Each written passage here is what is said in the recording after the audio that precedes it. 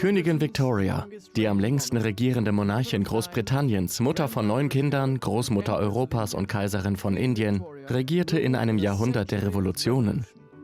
Die Turbulenzen kosteten europäische Monarchen den Thron, während Victoria an der Spitze blieb. Victoria, die große Galionsfigur des Reiches, war zu jeder Zeit eine Frau, die intime Beziehungen zu ihren Mitmenschen pflegte. Mal konventionell, mal weniger. Aber die vielleicht beständigste Beziehung der Königin war die zu ihrer Feder. Sie war eine der produktivsten Tagebuchschreiberinnen des 19. Jahrhunderts. Von der Kindheit bis zur Witwenschaft hat sie ihre Gedanken zu Papier gebracht. Staatsangelegenheiten, Familienklatsch, Zeitgeschehen, Diplomatie und Tod. Sie schrieb ihre Gedanken über alles und jeden auf. Sie war berühmt für ihre knappen Worte, ihre ständige Wut, ihre leidenschaftliche Romantik und sie brachte ihre Gefühle zu Papier. Diejenigen, die ihr nahestanden, befürchteten, dass ihre eher bedenklichen Ansichten in schriftlicher Form nach außen drängen und Unheil anrichten könnten. Die arme Frau ist geistig und körperlich die Sklavin des Ehemannes. Das bleibt mir immer im Halse stecken. Viele ihrer Schriften wurden nach ihrem Tod vernichtet und ein großer Teil leider von ihrer Tochter Beatrice bearbeitet. Was davon noch übrig ist, zeigt häufig eine ganz andere Frau als die, die wir zu kennen glauben. Die solide, schwarz gekleidete Matrone. Ich habe die letzten 5 Jahre damit verbracht, die Tagebücher von Königin Victoria und tausende ihrer unveröffentlichten Briefe zu lesen. Ich betrachte sie inzwischen fast als eine Freundin. Manche würden sie als hysterische Egoistin abtun, aber für mich ist sie ein Mensch voller Leidenschaft, ja, von enormer Exzentrik, aber auch jemand, die, anders als so oft über sie gesagt wird, leicht zu amüsieren war. Ihre Schriften sind der Schlüssel zum Verständnis der Faktoren, die Victorias Persönlichkeit prägten. Die anstrengende Beziehung zu ihrer Mutter, die dominanten Männer, an die sie sich auf der Suche nach einer Vaterfigur klammerte, der Machtkampf, der ihre Ehe mit Prinz Albert zu einem Schlachtfeld machte. Ich möchte anhand ihrer Papiere versuchen, die Gedanken der Frau zu lesen, die die Welt beherrschte. Sie war eine Tochter. Eine Ehefrau, eine Mutter, die Königin eines wachsenden Reiches. Freunde und Familie kamen und gingen. Es war ihre Feder, die ihr ständiger Begleiter und Freund war. Königin Victorias Briefe, eine Monarchin enthüllt.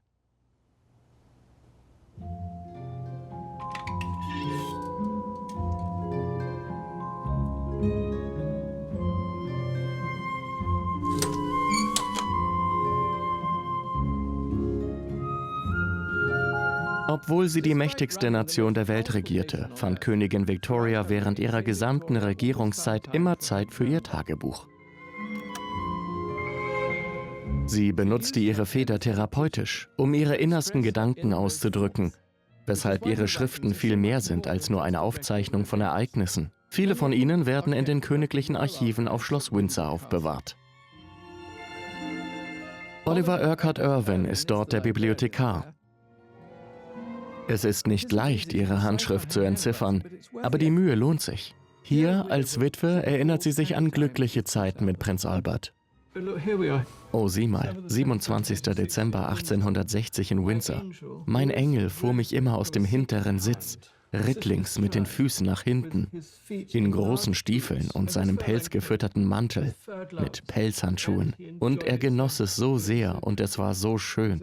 Ja, das ist sehr rührend. Das war zu Beginn ihres Kummers, als sie glückliche Erinnerungen sammelte.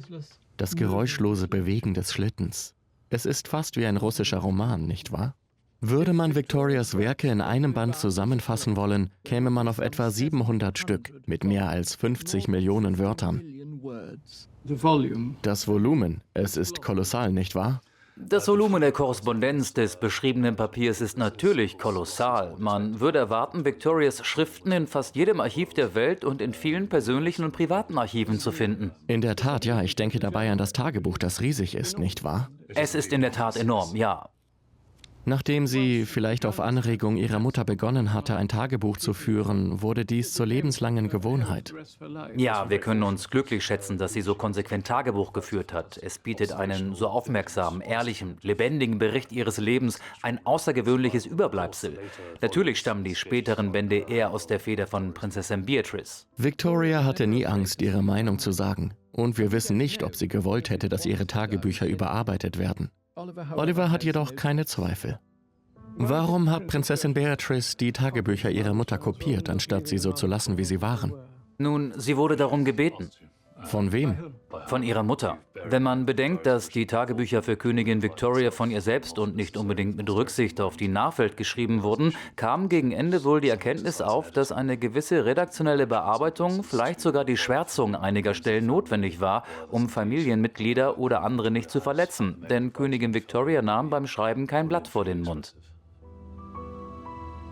Das Süße und Pikante dessen, was die Bearbeitung überlebt hat, macht uns geradezu neugierig auf das, was Beatrice gestrichen hat. Wie viel mehr gab es zum Beispiel über die angespannte Beziehung zwischen der Königin und ihrer Mutter zu lesen? Die Dynamik von Victorias erster Beziehung hat ihr ganzes Leben beeinflusst.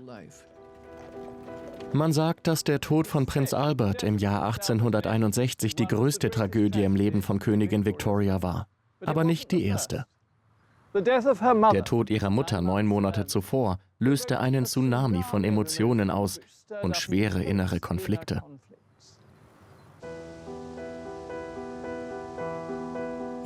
Es ist furchtbar. Furchtbar daran zu denken, dass wir dieses liebe, gütige, liebende Gesicht nie wieder sehen werden. Die Ausbrüche der Trauer sind furchtbar und manchmal unerträglich.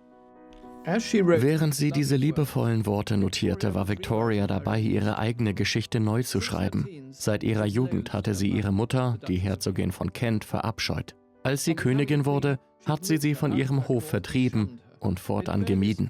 Sie hatten jahrelang kaum miteinander gesprochen. Doch als ihre Mutter im März 1861 starb, wurde Victoria plötzlich klar, was sie verloren hatte. Wie die meisten Kinder, wenn ihre Eltern im Sterben liegen, ging Victoria die Sachen ihrer Mutter durch.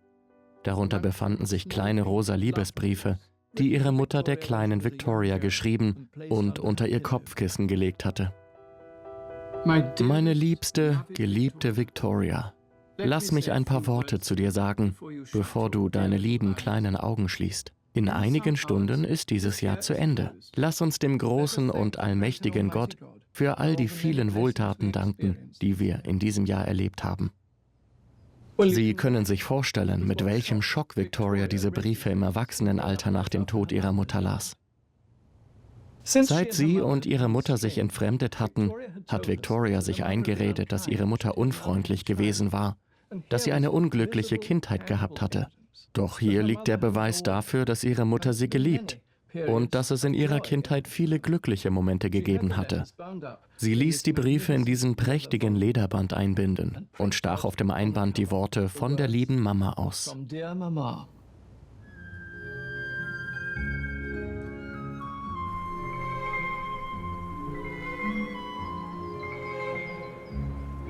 Sie wurde im Mai 1819 im Kensington-Palast geboren, aber es könnte genauso gut in Deutschland gewesen sein.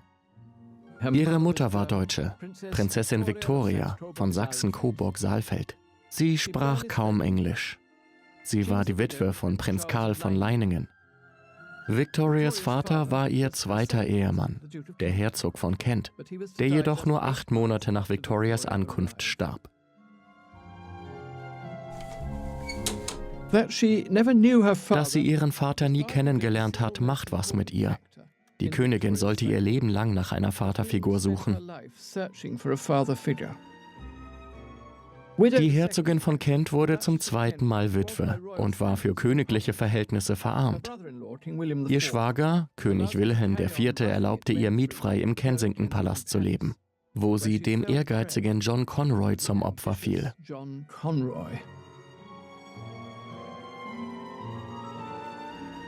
Die Historikerin Kate Williams hat die Ereignisse im Kensington-Palast aufgezeichnet. Sie brauchte wirklich jemanden, auf den sie sich verlassen konnte. Und Conroy sprang ein. Er sah das Vakuum und machte es sich zu eigen, machte sich selbst fast zum König. Für die kleine Victoria, die einen netten Mann suchte, der ihren Papa spielte, war der Intrigant Conroy eine Katastrophe. In ihren Tagebüchern, die sie im Erwachsenenalter schrieb, beschreibt sie ihn als eine Art Pantomimen-Bösewicht und ihre Kindheit als miserabel. Ich habe als Kind ein sehr unglückliches Leben geführt. Ich hatte keine Brüder und Schwestern. Ich hatte nie einen Vater. Ich hatte weder ein angenehmes noch ein intimes oder vertrauliches Verhältnis zu meiner Mutter. Diese Worte, die sie als Erwachsene schrieb, zeichnen ein ziemlich düsteres Bild. Aber die Wahrheit war viel differenzierter. Ja, sie war ein armes, vaterloses Mädchen, das sich für den Rest ihres Lebens nach männlicher Aufmerksamkeit sehnte. Ja, Sir John Conroy war ein Tyrann und Schuft. Ja, die Herzogin von Kent war eine dumme Gans. Und zwischen der Herzogin und John Conroy entwickelte sich etwas, das sie das Kensington-System nannten. Es bedeutete die totale Trennung vom Hof. Und hier, im Kensington-Palast, bedeutete es, dass das Kind nie für sich sein konnte. Sie teilte sich ein Schlafzimmer mit ihrer Mutter. Sie aß nie etwas, das sie nicht vorher gekostet hatte. Sie durfte die Treppe nur in Begleitung betreten. Das Kensington-System war in Wirklichkeit ein Mittel, mit dem die Herzogin von Kent und John Conroy, vor allem Conroy, Victoria kontrollieren wollten. Diese Vision, dass sie mit 12, 13 Jahren den Thron besteigen würde und sie würden das Sagen haben. Und Conroy war vermutlich der Hauptverantwortliche für dieses System. Die Herzogin von Kent war überfordert. Sie war überfordert mit Großbritannien. Sie wusste, dass die königliche Familie sie hasste. Sie konnte nicht wirklich Englisch sprechen. Als Conroy auftauchte, sagte er, weißt du, ich sehe hier eine Chance. Und so ist Victoria, dieses winzige, pummelige kleine Kind, nun jedermanns Türöffnerin zu Ruhm, zu Reichtum, zu gewaltiger Größe. Es war ein repressives Regime. Aber obwohl Victorias Tagebücher von einer einsamen Kindheit berichten, dürfen wir nicht vergessen, dass sie dazu neigte, ihre eigene Geschichte neu zu interpretieren. Deirdre Murphy ist Kuratorin der Ausstellung Victoria enthüllt im Kensington-Palast. Das ist also das Zimmer, in dem Victoria geboren wurde. Sie wurde hier geboren.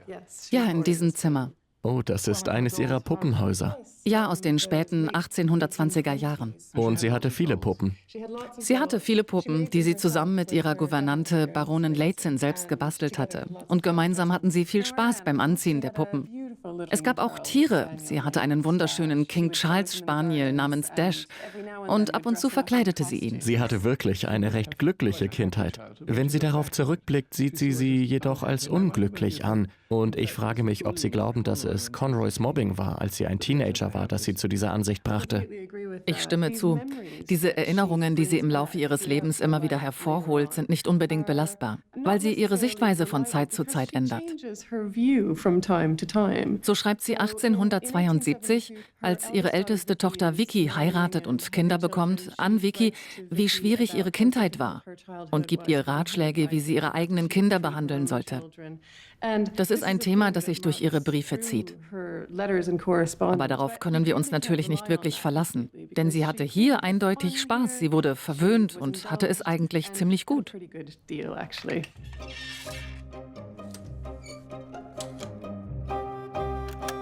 Um 6:30 gingen wir ins Theater in der Drury Lane. Es war Shakespeares Tragödie von König John. Die Hauptfiguren waren König John und Mr. Macready, der wunderbar spielte. Wir blieben vom Anfang bis ganz zum Ende. Ich war sehr amüsiert. Ihre Mutter und Lehzen und Victoria waren begeistert von der Bühnenperformance und sie kamen oft hierher ins schillernde Londoner West End. Das Theater Royal Drury Lane war einer ihrer Lieblingsorte, um ins Theater, in die Oper oder ins Ballett zu gehen. Sie und ich gehen vielleicht 2- oder 3-mal im Jahr in die Oper oder ins Ballett, um uns selbst eine Freude zu machen. Victoria ging als Teenager 2- oder 3-mal pro Woche in die Oper. Victorias Familie regierte in turbulenten Zeiten. Ihr Onkel, König William IV., war der letzte Monarch, der seinen eigenen Premierminister unter Missachtung des Parlaments ernannte. Das Volk verlangte Änderungen am korrupten Wahlsystem und die umfassenden Reformen von 1832 trugen wenig dazu bei, den Gestank der Revolution zu vertreiben, der in der Luft lag. Prinzessin Victoria war im Kensington-Palast gefangen und bekam von all dem nichts mit. Was Victoria jedoch erkannte, war die Zukunft, die sie erwartete.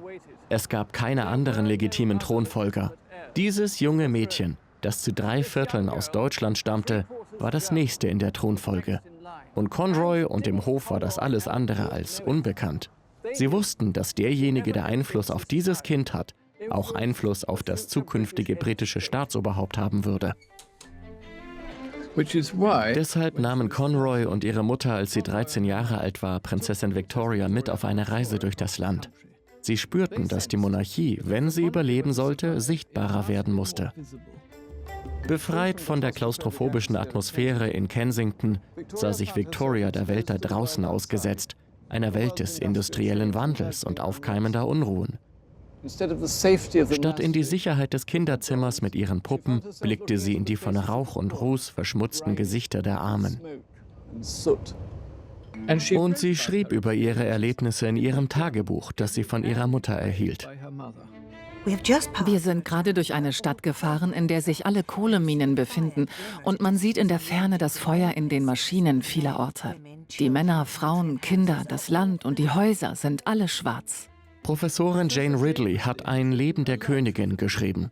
Es ist recht interessant. Sie wurde auf Touren durch England geschickt, die sie ziemlich gehasst hat. Und der Druck, unter dem sie stand, war ziemlich extrem. Ich denke, das könnte ein Grund dafür sein, warum sie es später im Leben gehasst hat, in der Öffentlichkeit aufzutreten. Ich glaube, ihre Mutter sah das als Teil der Ausbildung zur Monarchin an. Faszinierend. Es war also in gewisser Weise Teil des Kensington-Systems. Ich würde sagen, das war es. Ich habe ein Tagebuch von jemandem gesehen, der bei einer dieser Veranstaltungen in Plymouth war. Und dieser Person fiel auf, dass die kleine Prinzessin beim Abendessen nichts sagte, sondern sich einfach nur die ganze Zeit am Tisch umsah. Und sie fragten hinterher, was mit dem Kind los sei, warum es ständig alle Leute mustere. Und Conroy sagte, dass sie trainiert werde, sich zu merken, wer sie sind. Und wenn sie zurückkommt, werde sie von ihrer Mutter abgefragt. Und wenn man sich den Eintrag im Tagebuch ansieht, sieht man diese lange, lange Liste von Namen, von denen sie keinen gekannt haben kann.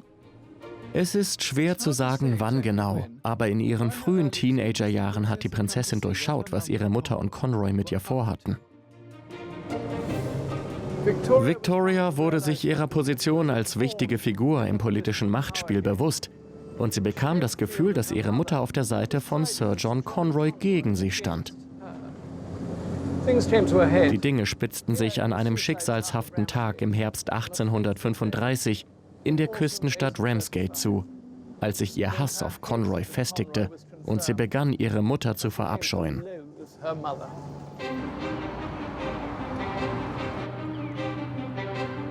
Es war nach einer Reise in den Norden. Victoria war erschöpft und kränkelte, als sie hier im Albion Hotel ankamen.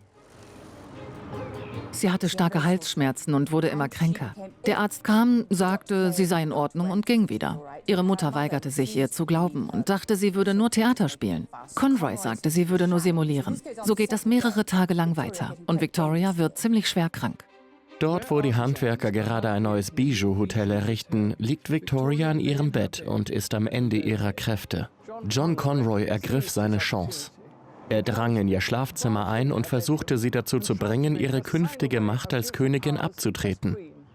Seine Idee war eine Regentschaft, bei der die Herzogin von Kent an Victorias Stelle regieren sollte und natürlich John Conroy über die Herzogin.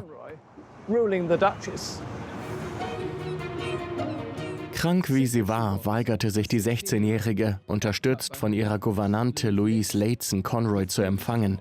Es scheint, dass Sir John ihr gegenüber geradezu gewalttätig war. Ich widerstand trotz meiner Krankheit und ihrer Härte.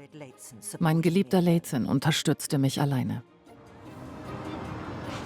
Von nun an wartete Victoria nur noch darauf, 18 zu werden und dem Einfluss von Conroy und ihrer Mutter zu entkommen. Sie begann, ihre glückliche Kindheit zu vergessen und sich nur noch mit den traurigen Dingen zu beschäftigen. Das Erlebnis in Ramsgate hatte ihre Kindheitserinnerung vergiftet und ihren Groll gegen ihre Mutter geschürt. Der Mythos von der völlig unglücklichen Kindheit war geboren. Aber Victoria war auch von einem Sinn für das Schicksal besessen. Sie wusste, dass Onkel William nicht mehr lange leben würde. Der König hatte 12 Kinder, aber keinen lebenden legitimen Erben. Im Juni 1837 starb er im Schlaf an einem Herzinfarkt. Ihre Mutter weckte Victoria.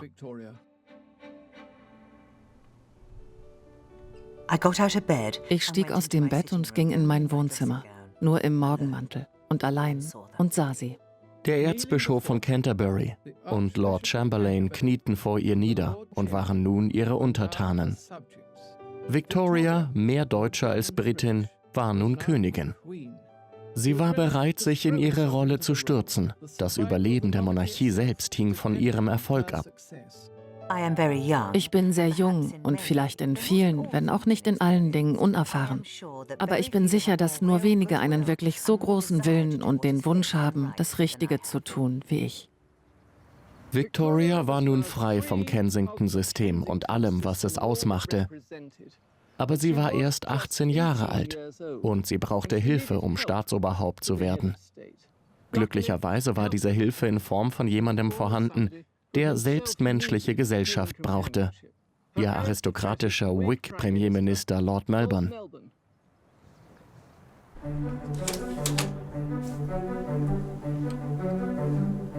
Wenn die Zeit kommt, kommt auch die Vaterfigur. Melbourne war all das, was Conroy nicht war. Er war liebevoll, freundlich und empathisch.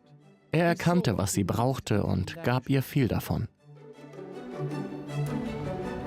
In ihrem Tagebuch hatte sich Königin Victoria als kleines, vaterloses Mädchen bezeichnet. Nun sorgte der 58 Jahre alte Premierminister dafür, dass sie sich in seiner Obhut sicher und kontrolliert fühlte. Er war es, der Victoria vorbereitete und die folgenschwere Krönung hier in der Westminster Abbey im Juni 1838 inszenierte. Seit 1066 ist hier fast jeder englische Monarch gekrönt worden. Victoria wurde seit ihrer Geburt auf diesen entscheidenden Moment in ihrem eigenen Leben und den der Nation vorbereitet. Es gab einen zweitägigen Jahrmarkt im Park, es gab Lichtspiele, es gab ein Feuerwerk, es strömten Menschen ins Zentrum Londons, um ihre neue Königin zu sehen. Sie wurde um 4 Uhr morgens durch das Dröhnen der Kanonen im Park geweckt. Und doch erwähnt sie ihre Mutter nicht ein einziges Mal, als sie dies in ihrem Tagebuch festhält. Die zentrale Figur für Victoria an ihrem Krönungstag war Lord M.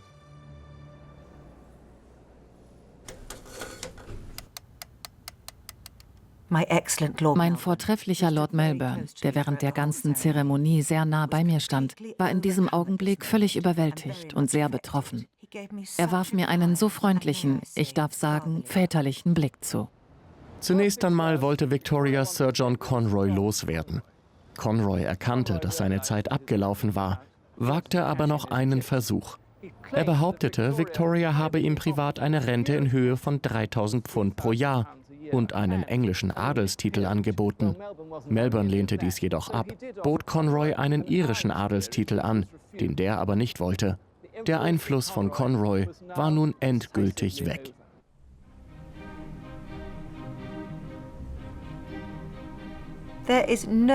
Die amüsanten Anekdoten und Geschichten, die Lord Melbourne erzählt, nehmen kein Ende. Und er erzählt sie alle auf so amüsante und lustige Weise. Die leidenschaftliche Freundschaft, die zwischen den beiden entstand, gab der jungen Königin die Sicherheit, nach der sie sich sehnte, und Melbourne, der von einer zerrütteten Ehe gezeichnet war, jemanden, für den er sorgen konnte. Er war wirklich jeden Tag bei ihr, manchmal 5 Stunden am Tag. Sie ritten zusammen, sie puzzelten zusammen, sie spielten zusammen Karten. Er nahm an all dem teil und durch diese ständige Anwesenheit an der Seite der Königin gewann er eine Menge Einfluss und an Macht. Er konnte ihr quasi sagen, was sie zu tun hatte, worum ihn die Leute unglaublich beneideten. Ihre Ausbildung begann hier. Die Tagebücher sprudeln über von ihren Gesprächen mit Lord M. Sie sprachen über alles Mögliche, von französischer Geschichte bis hin zu Shakespeare, von gemischtrassigen Ehen bis zum Klatsch der Whig-Gesellschaft. Es war nicht nur ein politischer Prozess, in den Lord M. sie einführte, es war das Leben selbst. Ihre Beziehung zu Melbourne wurde durch eine charmante Schwäche der Königin begünstigt. Sie verliebte sich immer in Männer, die sie zum Lachen brachten. Aus ihren Tagebuchseiten entspringt eine kokette, lebenslustige Teenager-Königin. Ich fragte Lord M., wie ihm mein Kleid gefalle. Er sagte, er finde es sehr hübsch und es stehe mir sehr gut. Ich sprach davon, dass ich mich im Gras wälzen wollte, als ich im Garten war, was ihn zum Lachen brachte. Als junger Mann war er außergewöhnlich gut aussehend und das war er immer noch. Er war unglaublich charmant, er war intelligent, er kannte jeden. Er übernahm nicht nur die Aufgabe, die neue Königin zu erziehen, sondern auch die Rolle ihres Privatsekretärs. Ihre Tagebücher aus den Melbourne-Jahren sind faszinierend, weil sie alles aufschrieb, was er sagte. Melbourne macht sie mehr als jede andere zur britischen Königin. Politisch gesehen hatte die Beziehung zwischen Königin Victoria und Lord Melbourne keinerlei Bedeutung. Lord M. war absolut nicht auf der Höhe seiner Zeit. Und während das Paar lachend und reitend unterwegs war, befand sich das Land in einem Zustand der Unruhe. In Birmingham waren wieder große Unruhen ausgebrochen. Häuser wurden niedergebrannt und andere geplündert, was ihn, Lord M., besorgte. Melbourne schützte Victoria, aber die nationale Bewegung für die Emanzipation der Arbeiterklasse, die die People's Charter hervorbrachte, konnte nicht ignoriert werden. Es gab Probleme mit dem Zuckerhandel. Und 1839 zwang eine parlamentarische Niederlage in der Frage der irischen Unabhängigkeit Melbourne zum Rücktritt. Sie hatte sich sicher, geborgen und sehr geliebt gefühlt. Jetzt fühlte sie sich allein, ausgeliefert. Es war fast so, als ob er gestorben wäre. Alles, mein ganzes Glück weg. Das glückliche, friedliche Leben zerstört. Der liebe, freundliche Lord Melbourne, nicht mehr mein Minister. Der Nachfolger des Premierministers war der Tory Sir Robert Peel. Er hatte keinen Charme, keinen Sinn für Humor und er konnte nicht flirten. Lord M's Charme hatte ihm Macht über Victoria gegeben. Peels Mangel an Charme war fast ein Garant für einen Willenskampf. Ihr erstes Treffen löste eine Verfassungskrise aus. Peel sagte fast sofort, sie müssen ihre Zofen austauschen. Die Kleiderzofen, die Kammerzofen, sie alle. Sie waren einmal Whigs, sollen nun Tories sein. Victoria hielt nichts davon. Sie sagte zu Peel, ich werde meine Zofen nicht auswechseln. Das werde ich nicht tun. Peel überraschte sie mit der Aussage, dass er in diesem Fall nicht ihr Premierminister sein würde. Das wurde als Bettkammerkrise bekannt. Robert Peel war ein sehr kluger Politiker. Indem er sich weigerte, Premierminister zu werden, demonstrierte er der Weltöffentlichkeit eine ganze Reihe von Dingen. Er bewies, dass Victoria eine Anhängerin der Whigs-Partei war. Er zeigte auch, dass sie versuchte, die Art von monarchischer Macht auszuüben, die es in Großbritannien nicht mehr gab. Das war das letzte Mal, dass sich ein britischer Monarch offen gegen einen repräsentativen Politiker stellte. Victoria fühlte sich siegesgewiss, aber ihre Unnachgiebigkeit zeigte ihre Unreife. Dass sie ihre eigenen egoistischen Bedürfnisse über die des Parlaments gestellt hatte, war für alle sichtbar. Die Auswirkungen waren immens.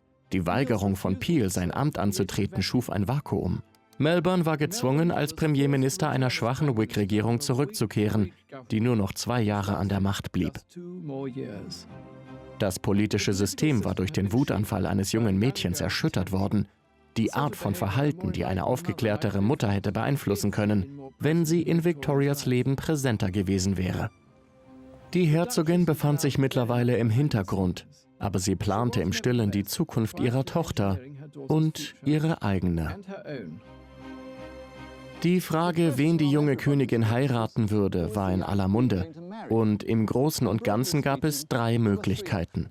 Sie hätte ihren Cousin in England, George, Herzog von Cambridge, heiraten können, der ein Soldat in ihrem Alter war. Die beiden waren zeitlebens eng befreundet. Aber George pflegte etwas ungalant zu sagen, er wolle niemals die einfache kleine Victoria heiraten. Der alte William IV. Hatte gewollt, dass sie in die niederländische Königsfamilie einheiratet. Aber Victoria wollte das nicht.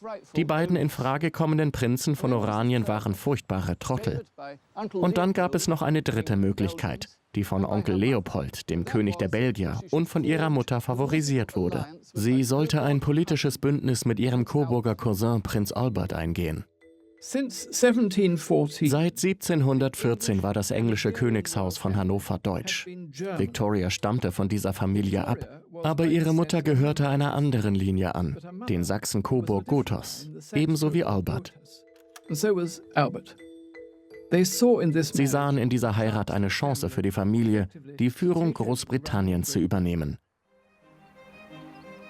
Sie hatten sich bereits als Teenager kennengelernt. Der 17-jährige Albert und sein Bruder Ernest hatten Victoria bei einem Familientreffen in England kennengelernt. Ernest war größer und witziger.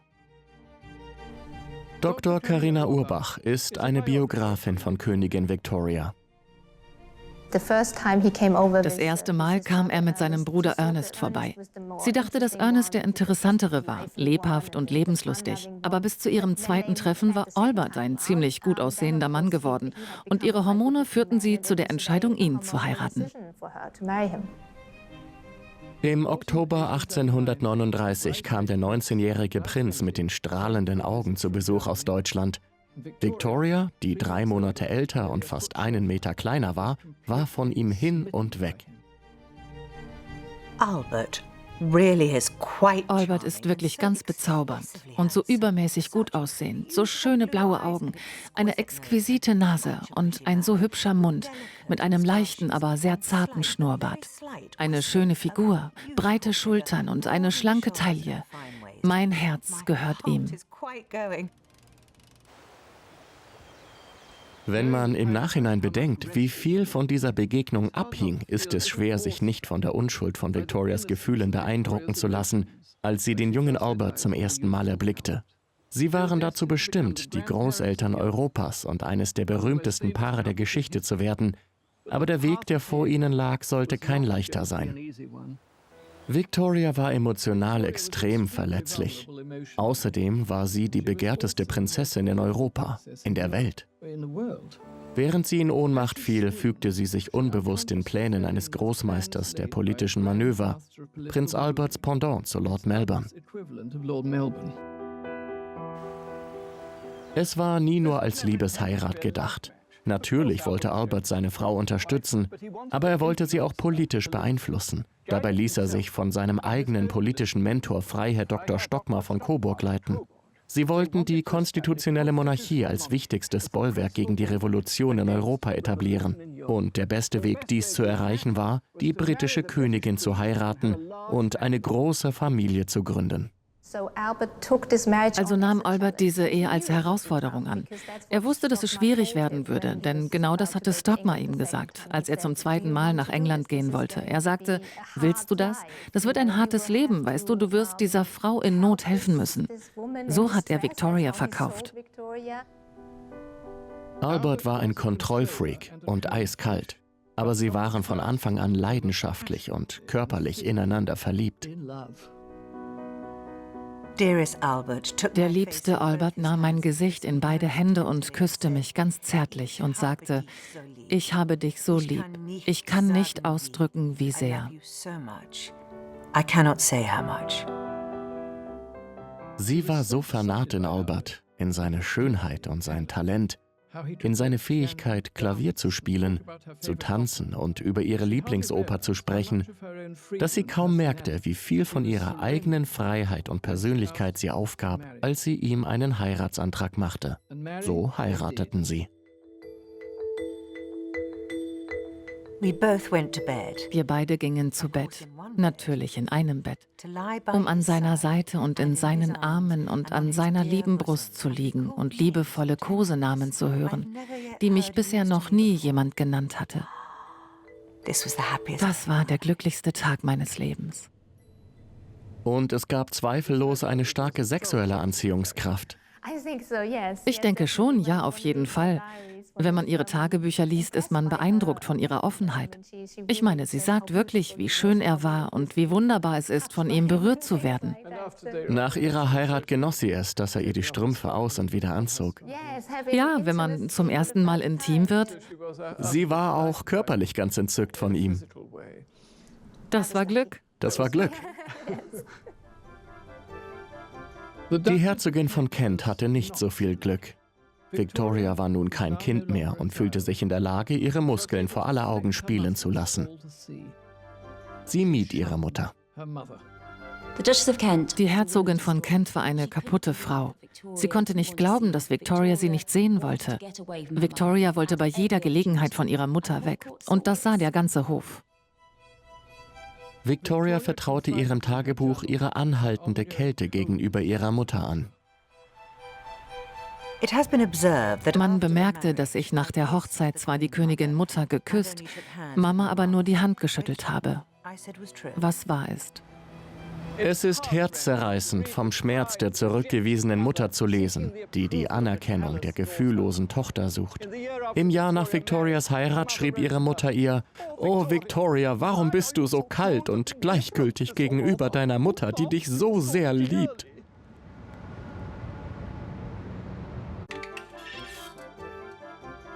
Aber die Königin hatte nur Augen für Albert, und zwar für Albert allein. Er schien ihr wahr gewordener Traum zu sein. Victoria war ganz aus dem Häuschen. Ihre Mutter, die alles durchgeplant hatte, wurde ins Abseits gestellt. Victoria pachtete für 2000 Pfund im Jahr dieses Haus am Belgrave Square 36 und setzte ihre Mutter daran ab. Es ist praktisch vor dem Palast. Ich kann die Bäume des Gartens des Buckingham-Palastes von hier aus sehen, aber die Herzogin von Kent befand sich definitiv außerhalb des Palastes. Hier war ihr Platz und ihre Tochter hatte sie hier festgesetzt.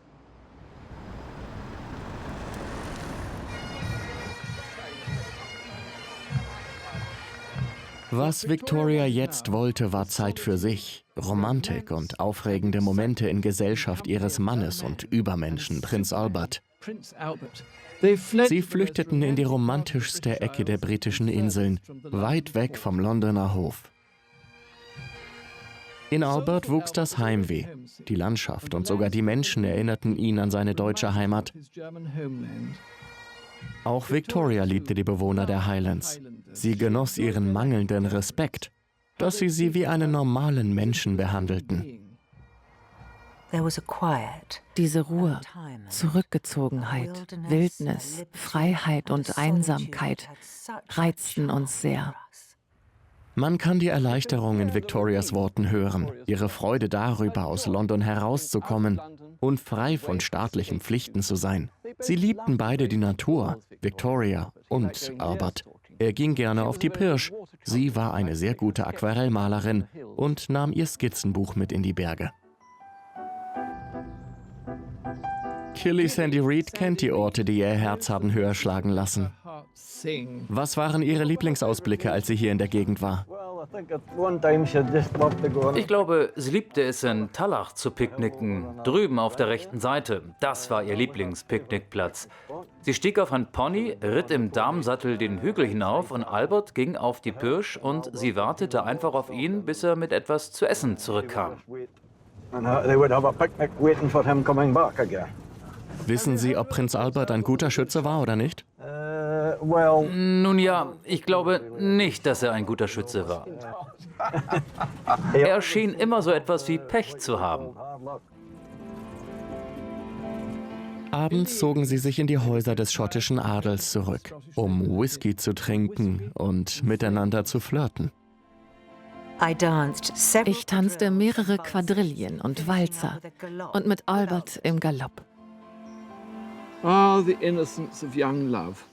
die Unschuld der jungen Liebe. Aber es stand ihnen eine außergewöhnliche Reise bevor.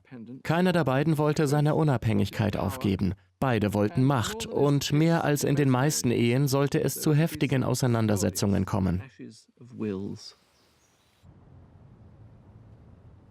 Zunächst dachte Albert, er hätte die Oberhand, weil Victoria bei der Trauung sagte, sie werde ihrem Ehemann gehorchen. Aber das war geheuchelt. Victoria sah in Albert einen Gehilfen. Sie schrieb die Briefe und er holte das Löschpapier. Das war seine Rolle. Er aber wollte König sein. Er wollte Macht haben. Albert wollte die Kontrolle haben und alles, was er dafür zu tun hatte, war, der Natur ihren Lauf zu lassen. Innerhalb eines Monats nach der Hochzeit wurde Victoria schwanger. Als sie das erste Mal schwanger wurde, war sie ziemlich unglücklich. Für sie passierte das zu schnell. Und sie schrieb an Onkel Leopold, der begeistert und erfreut war: Wenn da am Ende ein böses Mädchen bei rauskommt, werde ich es ertränken. Victoria war hin und her gerissen. Sie liebte Albert und er wollte weitere Kinder, aber mit jeder Schwangerschaft musste sie ihm mehr Entscheidungsgewalt übergeben. Er hatte nicht mit ihrem Unmut gerechnet. Nach der Geburt der königlichen Prinzessin Vicky litt sie unter schrecklichen Wochenbettdepressionen und es kam zu einem schrecklichen Streit mit Prinz Albert. »Ich bin leicht reizbar«, schrieb sie, »und sage dann böse und abscheuliche Dinge, die ich eigentlich nicht so meine und von denen ich befürchte, dass sie Albert verletzen.« Albert kam mit den Gefühlsschwankungen und den Auseinandersetzungen einfach nicht zurecht. Verzweifelt wandte er sich an den guten alten Dr. Stockmar, der sowohl Arzt als auch sein politischer Berater war, und bat um seinen Rat. »Victoria ist zu hitzig und leidenschaftlich, als dass ich vor ihr offen über meine Schwierigkeiten sprechen könnte. Sie will mir nicht zuhören, wird wütend und überhäuft mich mit Vorwürfen und Misstrauen, mit Ehrgeiz, Neid.«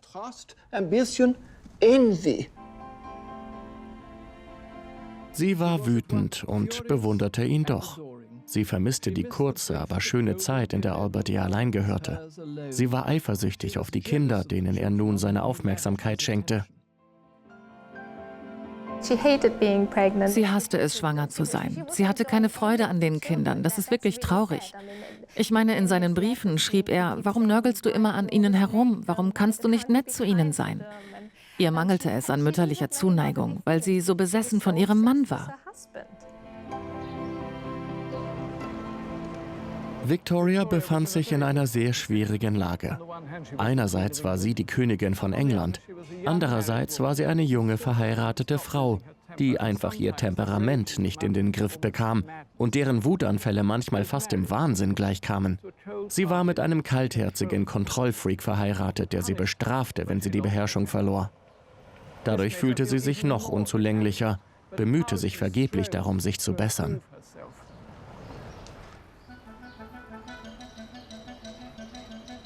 Die faszinierenden Tagebücher der Königin, die später an ihrer Ehe geschrieben wurden, sind in Schloss Windsor aufbewahrt.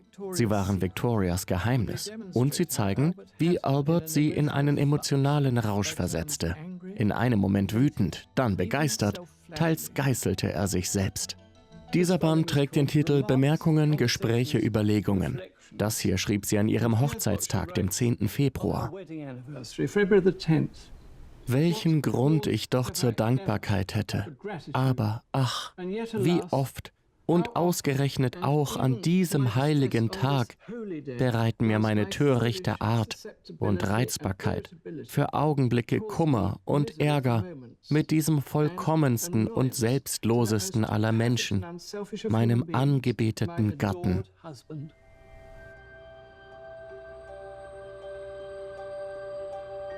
Sie äußert all diese pathetischen Gefühle darüber, wie unwürdig sie ist und dass sie sich nicht beherrschen kann.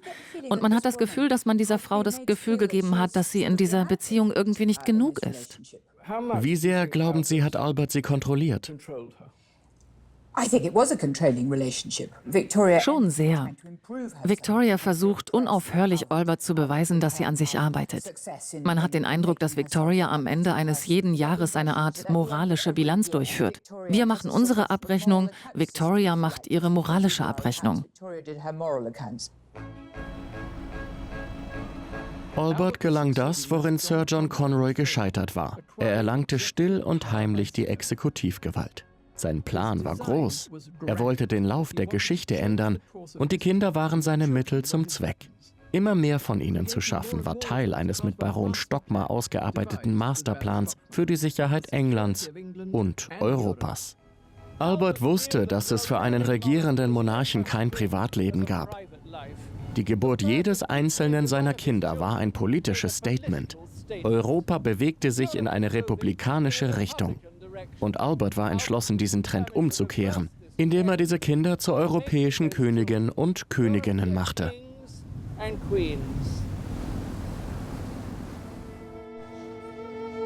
Albert wollte nicht als der junge Mann aus Coburg angesehen werden, der sich brav in die Traditionen des englischen Königshauses einfügt. Er wollte als politischer Akteur wahrgenommen werden und suchte nach einer eindrucksvollen physischen Manifestation seiner Präsenz. Deshalb erwarb er 1845 dieses Anwesen, Osborne, auf der Isle of Wight, mit Blick auf den Solent, in einer der idyllischsten Gegenden Südenglands. Es sollte sein Projekt werden. Er entwarf es, er baute es. Osborne sollte die Verkörperung von Prinz Alberts Vorstellungen des Familienlebens sein, Ideen, die Königin Victoria selbst mit Begeisterung unterstützte.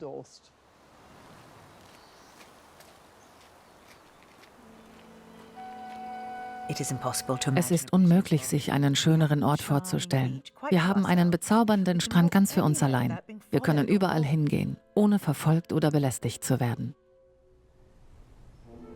Man könnte meinen, man betritt den Palast eines italienischen Renaissancefürsten, wie ihn Prinz Albert als Teenager besuchte. Und in gewisser Weise tut man das auch. Aber es handelt sich um den Palast eines modernen Renaissancefürsten. Der architektonische Entwurf stammt von Albert, ebenso wie die ursprüngliche Inneneinrichtung, die mit allen Kunstwerken und Skulpturen von den Idealen der Aufklärung geprägt ist. Ursprünglich war sie minimalistisch. Der spätere Schnickschnack und das Durcheinander stammen von Victoria. Als sie zum ersten Mal hierher kamen, hatte sie bereits 3 kleine Kinder und so überließ sie ihm gerne die Entscheidung, wenn es um die Ästhetik ging. Doch mit der Familie wuchsen auch seine Ambitionen. Diese Schreibtische im Wohnzimmer von Königin Victoria sind ein Symbol dafür, wie abhängig sie von ihrem Mann war. Einer für Albert und einer für sie. Tatsächlich war es aber Albert, der den größten Teil der Arbeit, die ein Staatsoberhaupt so hat, erledigte, indem er Dokumente unterzeichnete, Kabinettspapiere las und so weiter. Während Victoria 9 Kinder zur Welt brachte, zog Albert mehr und mehr politische Macht an sich. Ein Jahrzehnt lang vernebelten Victoria ihre Hormone den klaren Blick auf Albert. Manchmal verlor sie sogar ihre Entschlossenheit aus den Augen. Ich bin jeden Tag ein bisschen mehr davon überzeugt, dass wir Frauen uns, wenn wir gut, liebenswürdig und häuslich sein wollen, nicht zum Regieren eignen. Der andere große viktorianische Tagebuchschreiber, Charles Greville, stellte fest, dass Victoria zwar offiziell den Titel trug, Albert aber nach einigen Ehejahren der eigentliche König war. Das Leben der königlichen Familie wurde von dem deutschen Künstler Winterhalter in Öl verewigt. Als das Gemälde 1847 zum ersten Mal in der Royal Academy ausgestellt wurde, hagelte es Kritik. Man war der Meinung, der Königin von England fehle es an Anstand, weil sie so viel nackte Haut zeige. Ihr Ehemann berührt die kleine Hand seiner Frau lasziv mit einem Finger. Das Interessante an diesem Bild ist, dass Königin Victoria zwar ihr Krönchen trägt, Albert aber im Mittelpunkt steht.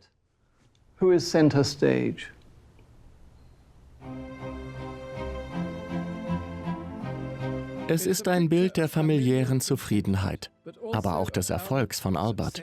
Inzwischen hatte er erreicht, wofür er Deutschland verlassen hatte. Sein vielleicht größter Erfolg war Prinzessin Vicky. Was auch immer in Zukunft mit Albert geschehen würde, sie würde seine Arbeit fortsetzen und vielleicht sogar ihre Mutter steuern.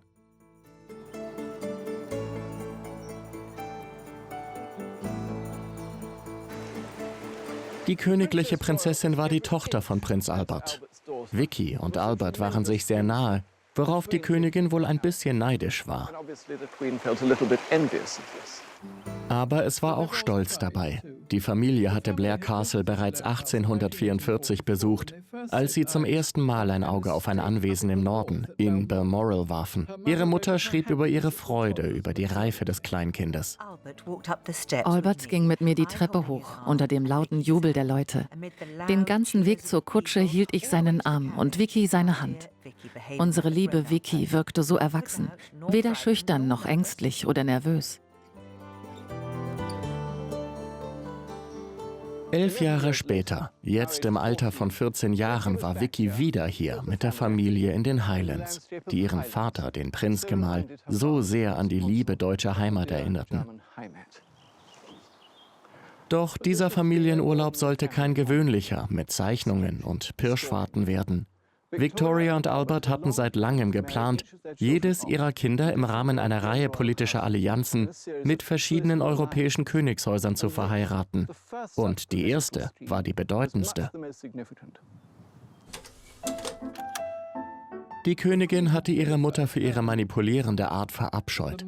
Aber der Masterplan, den sie und Albert für Vicky hatten, war nicht weniger perfide. Vicky und Friedrich Wilhelm, Kronprinz von Preußen, Fritz genannt, waren darin die Spielfiguren. Victoria brachte die beiden an den romantischsten aller Orte, um sie zu verkuppeln. Die Königin wusste aus eigener Erfahrung, welche Wirkung diese Umgebung auf Jugendliche haben könnte. Sie war ganz aufgeregt ob all der Möglichkeiten. Fritz sieht sehr gut aus, sehr männlich und sein Schnurrbart steht ihm. Der Besuch lässt mein Herz schneller schlagen. Kann und wird er wohl über das Schicksal unseres ältesten Kindes entscheiden? Er war 23 und sie war 14, fast noch ein Kind in ihrem zierlichen weißen Musselinkleid mit roten Bändern. Aber es war der Beginn einer Romanze. Sie spazierten an den Hängen von Craignaban entlang. Er pflückte ihr einen Zweig weißen Heidekrauts und sie hatten ihren ersten Kuss. Der Plan ging auf. Vicky liebte Fritz und in dieser Nacht stürmte sie in das Zimmer ihrer Mutter, um es ihr zu sagen. Victoria, die die ganze Sache eingefädelt hatte, versuchte nun, die Kontrolle zu übernehmen und bestand darauf, dass Vicky die Heirat aufschiebt, bis sie 17 ist. Königin Victoria empfand diese Art Neid, den viele Mütter entwickeln, wenn ihre Töchter von Kindern zu Frauen werden, vor allem wenn die Töchter dem Vater sehr nahe standen.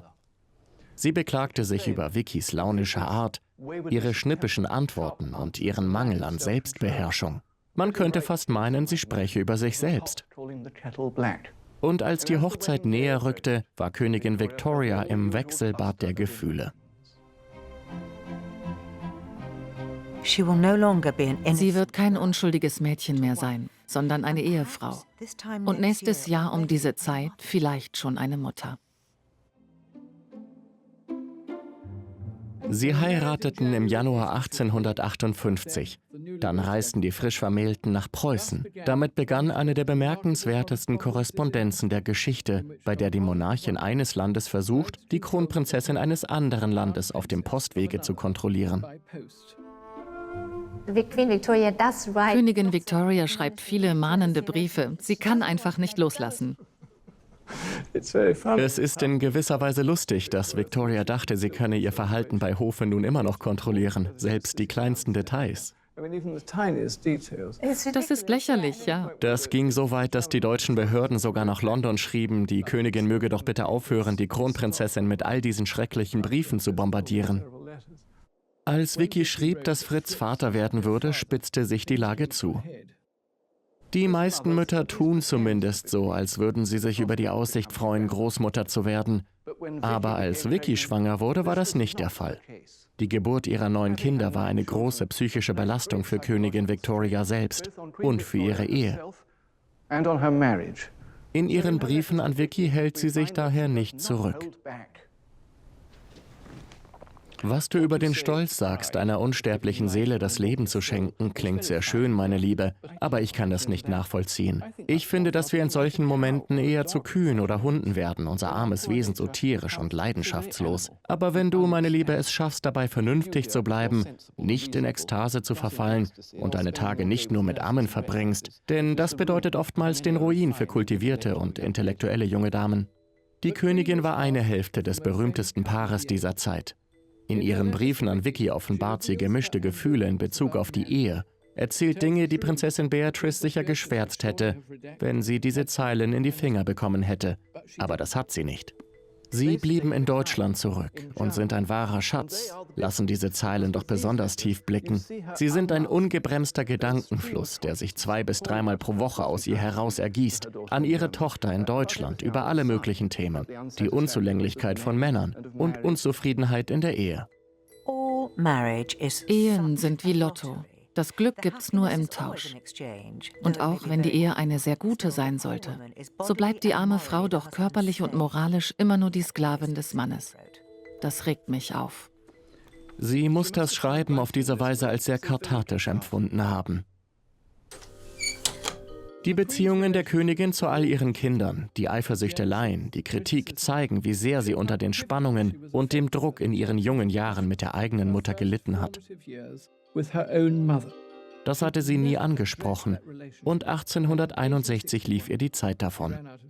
Nachdem Victoria geheiratet und Kinder bekommen hatte, entwickelte sich ihre eigene Mutter zu einer vorbildlichen Großmutter. Keinen Geburtstag eines Kindes hat sie je vergessen, keinen Jahrestag übersehen.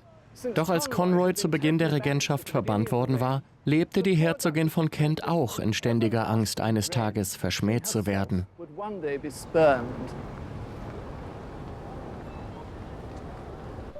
Victoria hatte sich eingeredet, dass es die strenge Erziehung ihrer Mutter war, die das Band zwischen den beiden zerreißen ließ. Trotzdem traf es sie hart, als sie erfuhr, dass ihre Mutter an Krebs sterben würde. Es war wie ein Donnerschlag. Und ich glaube, ich habe nie so gelitten wie in diesen 4 schrecklichen Stunden, bevor wir endlich hörten, dass es ihr besser ging. Mir war gar nicht bewusst, wie sehr ich sie liebte und wie sehr ich mit ihr verbunden bin. Jahrzehntelang hatten sie kaum miteinander gesprochen. Victoria hatte die Geschichte ihrer schrecklichen Jugend aufgeschrieben. Und jetzt schrieb sie aus Verzweiflung neu. Ich kann es nicht ertragen, an all das zu denken, was du durchmachen musst. Wenn ich doch nur in deiner Nähe sein könnte und dich oft und lange sehen könnte, um dir die trüben Stunden zu vertreiben, in denen du dich nicht amüsieren kannst. Aber das war zu wenig und zu spät. Die Herzogin sollte Ostern nicht mehr erleben.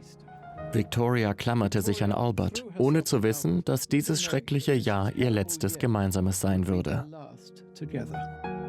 Albert war selbst ein kranker Mann. Heute geht man davon aus, dass er an Morbus Crohn oder möglicherweise an Unterleibskrebs oder sogar an beidem litt. Er starb noch im selben Jahr, im Dezember 1861. Victoria war gerade 42 Jahre alt. Sie hatte ihr ganzes Leben damit verbracht, gegen eine bedrückende Kindheit und gegen die Langeweile des Mutterseins anzukämpfen. Aber so schwierig ihre Ehe auch gewesen war, war Victoria über die Jahre völlig von Albert abhängig geworden. In einem Brief an ihren Onkel Leopold schrieb sie: Das einst arme, vaterlose Baby ist nun eine 42 Jahre alte Witwe mit gebrochenem Herzen und am Boden zerstört. Victoria stand schon oft kurz vor einem Zusammenbruch. Doch jetzt löste all der Kummer eine mentale Krise aus, die einige glauben ließ, sie sei nun völlig verrückt geworden. Wobei man sagen muss, dass ihr, dieser Drama Queen, die Trauer in die Wiege gelegt wurde. Das Jahr 1861 war ihr Annus Horribilis, ihre dunkelste Stunde.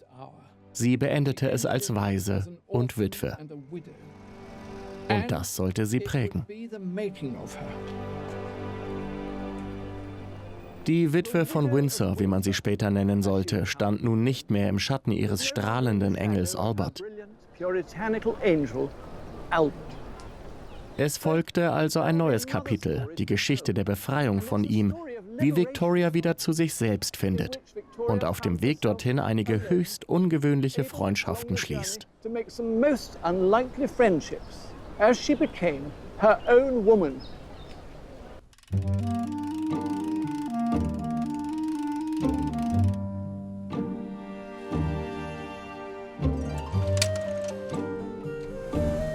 (1861) war für Königin Victoria ein schreckliches Jahr. Der Tod ihrer Mutter und ihres Mannes ließ sie verzweifeln. Sie floh aus London. Man vermutete, ob ihrer Abwesenheit aus der Hauptstadt, dass sie vor lauter Trauer unfähig war, auch nur irgendetwas zu tun. In ihrem Tagebuch beklagt sie den Verlust ihres Geliebten, ihres Freundes, ihrer Stütze. Er hat alles für mich gemacht. Ich habe nichts ohne ihn gemacht. Ob bei großen oder kleinen Sachen, sagte ich stets, da muss ich Albert fragen. In ihrem Delirium verwandelte sie den Mann, den sie oft gehasst und bekämpft hatte, in einen Halbgott. Was Victoria im Alter von 42 Jahren nicht erkannte, war, dass sie durch die Ehe zum Kinde wurde. Die Ehe macht Menschen zum Kinde. Sie verließ sich in allem auf Albert. Sie ging morgens zu ihm und fragte, welches Kleid soll ich anziehen? In der Politik und im Privatleben hatte er sie gezähmt und kontrolliert. Und nun war sein Leben vorbei, aber ihr Leben noch nicht. Nach und nach würde sie ihre Flügel aufschlagen und sich befreien. Und ihre ersten kleinen Schritte in die Freiheit machte sie hier in Coburg im heutigen Deutschland, ihrem Heimatland und dem Geburtsort von Albert und ihrer Mutter. In ihrem Tagebuch gestand sie ihre anhaltende Liebe zu Deutschland. Wenn ich nicht die wäre, die ich bin, dann wäre mein eigentliches Zuhause hier. Victoria war zu 3/4 Deutsche. Sie vergötterte das Land und die Menschen. Die Luft roch nach Albert und sie atmete ihn ein. Als sie nach Coburg zurückkam, erwartete ihr Schwager Ernest, Alberts Bruder, dass sie in seinem großen Barockschloss mitten in der Stadt, Schloss Ehrenberg, wohnen würde. Sie zog jedoch Schloss Rosenau vor, ein wunderschönes Jagdschloss, etwa 5 Meilen außerhalb der Stadt, wo Albert geboren wurde. Es ist ein Ort voller Kindheitserinnerungen, umgeben von Stille, Hügeln und Wäldern. Hier sehen Sie eine Seite aus dem Gästebuch, in das sie 1862 schrieb. Victoria Regina, die verzweifelte Witwe meines geliebten Albert.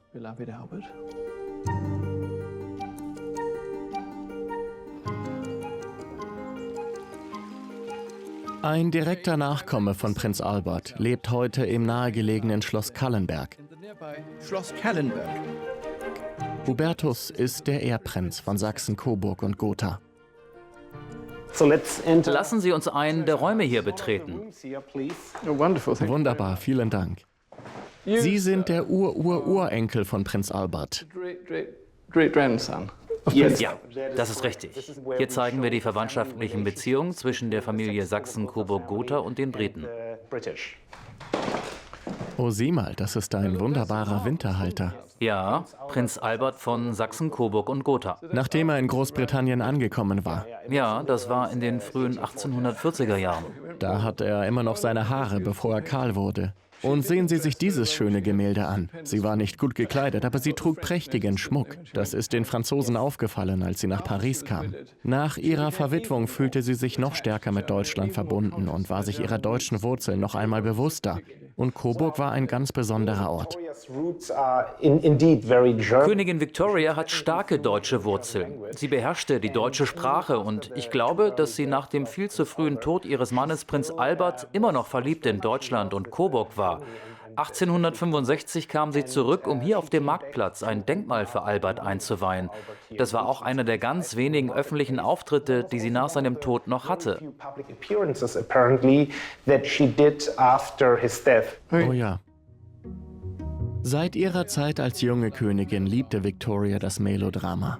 Und jetzt, in ihrer Trauer, machte sie ihren Verlust unübersehbar. Immer in Schwarz gekleidet. Sie wollte, dass jeder an ihrem Kummer teilhaben konnte. Dr. Carina Urbach, Expertin für deutsch-britische Beziehungen, untersucht Victorias Verhalten nach Alberts Tod. Sie sei eine schlechte Psychologin, hat Albert mal gesagt. Sie solle es nicht übertreiben, wenn er mal nicht mehr ist, doch sie macht das absolute Gegenteil. Sie schleppt ihre Kinder einmal im Jahr in das Zimmer, in dem er gestorben ist, und predigt die ganze Zeit, wie wunderbar er war. Das ist absolut lächerlich. Die Kinder halten es nicht mehr aus und beginnen ihren idealisierten Vater zu verabscheuen. Damit erreichte sie also das absolute Gegenteil.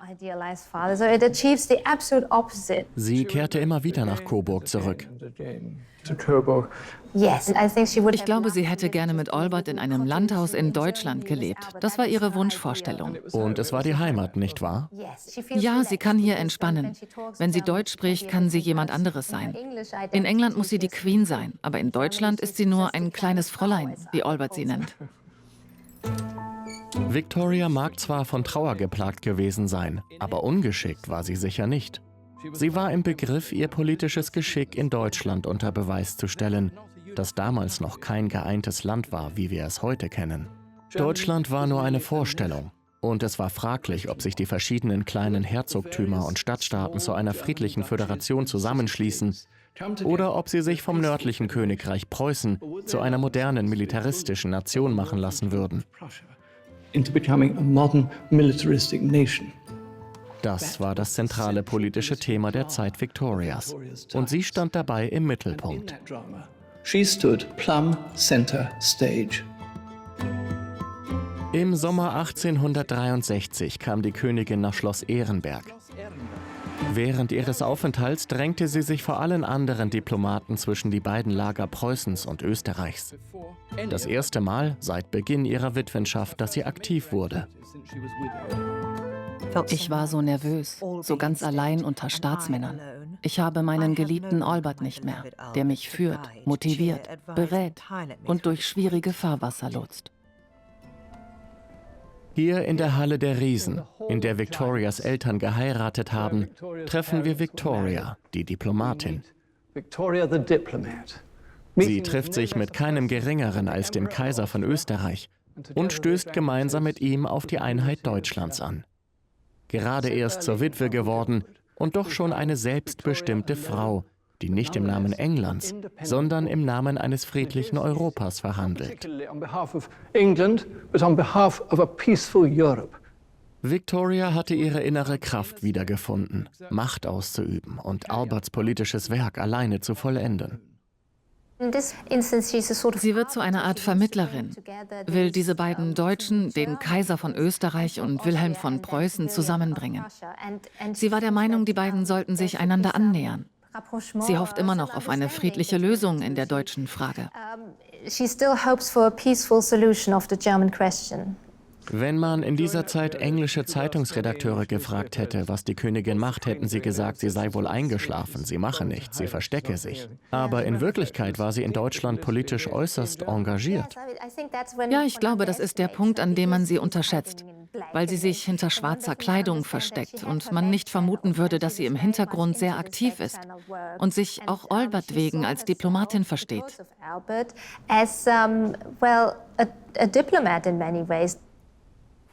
Es ist interessant, dass die britische Königin in dieser Zeit auch durch ihre eigene Heirat und die ihrer Kinder so eng in die europäische Politik eingebunden wurde.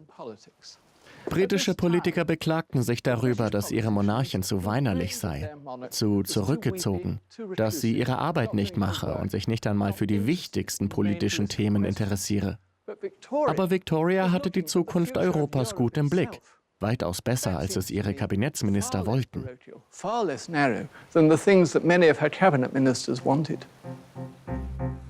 Und ihre Rolle war entscheidend. Die Zukunft Deutschlands wurde buchstäblich zwischen Mitgliedern ihrer eigenen Familie ausgefochten. Mit ihrer ältesten Tochter Vicky, die mit dem Kronprinzen von Preußen, und Bertie, der mit der Prinzessin von Dänemark verheiratet war, befand sich Victoria mitten im Krieg zwischen diesen Nachbarstaaten.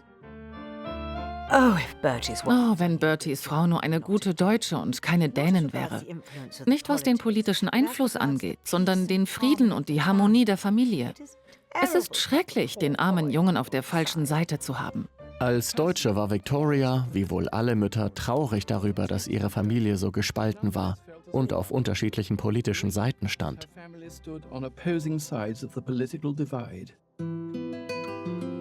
Während Victoria ihre Tapferkeit auf der Weltbühne unter Beweis stellte, sie beteiligte sich an europäischen Kriegen von globaler Bedeutung, befreite sie sich auch in ihrem Privatleben. Als junge Frau hatte sie immer nach Vaterfiguren gesucht, von dem koketten Lord Melbourne bis zu ihrem Engel Albert. Jetzt hatte sie einen weiteren Mann an ihrer Seite. Ich fühle, dass ich hier im Haus eine gute, hingebungsvolle Seele habe, deren einziges Ziel und Interesse mein Dienst ist. Und Gott weiß, wie sehr ich mir wünsche, dass man sich um mich kümmert. Dies sind die Worte, die die 45-jährige Victoria über Alberts Diener aus den Highlands schrieb, einen Herrn namens John Brown, der 1864 von Balmoral nach Osborne gebracht wurde, um Victoria dort zu besuchen.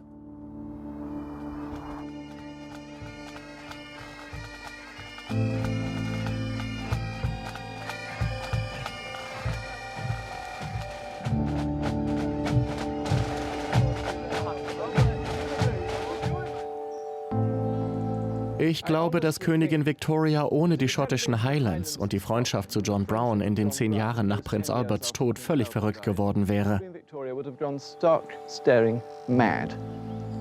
Seit ihren ersten Besuchen mit Albert hatte es ihr in Schottland immer gut gefallen. Der ungekünstelte Charakter der Hochlandbewohner war eine erfrischende Abwechslung zu der Spießigkeit von Windsor und Buckingham Palast. Und so kam es, dass der 7 Jahre jüngere John Brown mit Bart und Schottenrock Victorias nächster männlicher Verwandter, ihr engster Begleiter und bester Freund wurde.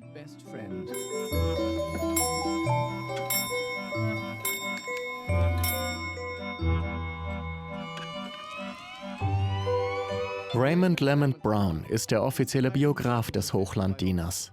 Sie verbrachte weit mehr Zeit mit John Brown als mit irgendeiner anderen Person, sicherlich auch mehr als mit irgendeinem Mitglied ihrer Familie. Ja, das ist wahr. Er war immer für sie da, wenn sie ihn brauchte. Er verstand sie sehr gut. Ich glaube, was ihre Familie und ihre Minister nicht verstanden, war, dass sie, obwohl sie ständig von Menschen umgeben war, sehr einsam war. Und das sagte John Brown auch ganz offen zu ihr. Er holte sie aus ihrer Depression heraus. Er wurde zu einer wandelnden Enzyklopädie über die Vorlieben und Abneigungen von Königin Victoria, ihre Neurosen und so weiter. Er widmete ihr sein Leben, fuhr nie in den Urlaub und war immer für sie da. He devoted his life to her. He never went on holiday and he was always there for her. In gewisser Weise war es eine noch größere Verpflichtung als Alberts Ehegelübde, denn es war eine Verpflichtung, ihr ausnahmslos zu dienen. Ja, Albert hatte natürlich seine eigene Agenda, aber für John Browns gab es neben Königin Victoria nichts und niemand anderes. From dawn to dusk, his agenda was Queen Victoria. Zu Browns Hingabe an die Königin gesellte sich eine Unverfrorenheit und völlige Missachtung der Hofetikette, wodurch Brown, wie er feststellen konnte, bei Victoria sehr gut ankam. Während Browns Art die Menschen um ihn herum empörte, machte sie ihn zum idealen Gefährten für Victoria. Albert war zwar ein großartiger Mann, aber er war immer etwas kränklich und wählerisch und er konnte der Vorliebe seiner Frau fürs Saufen nichts abgewinnen, wohingegen Brown seinen Whisky liebte und oftmals beschwipst war. Er schüttete der Königin gern Whisky in die Milch und sagte, verdurste nicht.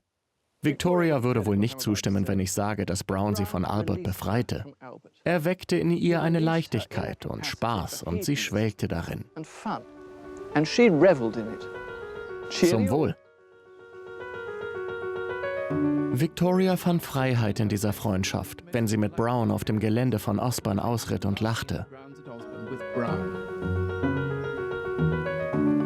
Während sie in ihrer Kindheit von den grausamen Machenschaften Sir John Conroys unterdrückt worden war und später mit einem überheblichen und intriganten Ehemann zu kämpfen hatte, liebte sie Browns Offenheit und ungeteilte Aufmerksamkeit. Browns Treue ist ein wahrer Trost. So leichtfüßig, so intelligent, so anders als ein gewöhnlicher Diener. Niemand konnte mit Victoria so reden wie John Brown. Er hielt sie im Zaum. Einmal kam ein Diener mit einem Tablett in den Raum und der arme Junge ließ es fallen. Die Königin bekam einen Wutanfall und sagte, man solle ihn in die Küche verbannen. Aber John Brown schritt sofort ein. Frau, was macht ihr denn mit dem kleinen Jungen? Habt ihr denn noch nie etwas fallen lassen? Und so wurde der Diener wieder zurückversetzt. Der geradlinige Schotte hatte die Königin von England in die Schranken gewiesen und sie liebte es. Aber es war nicht nur Browns Offenheit, die ihr gefiel. Er erfüllte auch ein tiefes emotionales Bedürfnis von Victoria. Am 4. Jahrestag von Alberts Tod widersetzte sie sich allen Konventionen und nahm Brown mit in Alberts Mausoleum, um ihm die letzte Ehre zu erweisen. Ihre Aufzeichnungen von diesem Tag zeigen, wie bedeutsam Browns Worte für sie waren. Als er später in mein Zimmer kam, war er sehr betrübt. Er sagte in seiner einfachen, ausdrucksstarken Art, mit einem so zärtlichen Blick des Mitleids, die Tränen über die Wangen kullernd: »Dein Anblick heute Morgen in Frogmore ist mir missfallen. Du hast mir leid getan. Was kann ich für dich tun? Ich würde für dich sterben.« Ich glaube nicht, dass irgendjemand Prinz Albert hätte ersetzen können, aber sie brauchte eine Art männliche Stütze, und die war John Brown. Was dann kam, zeigte die Widersprüchlichkeit von Victorias Charakter. Die Frau, die die Öffentlichkeit scheute, beschloss, ihre Gedanken mit allen zu teilen. Wir neigen dazu zu glauben, dass Diana, die Prinzessin von Wales, das Konzept von Feel My Pain erfunden hat. Aber Königin Victoria kam ihr zuvor mit ihrer Entscheidung, Auszüge aus ihren privaten Tagebüchern zu veröffentlichen. Leaves from the Journal of Our Life in the Highlands erschien 1868 und wurde sofort ein Bestseller. Kein Monarch hatte jemals zuvor ein Buch veröffentlicht. Und dieses Buch zeigte Victoria, die weinende Witwe, von einer ganz anderen Seite.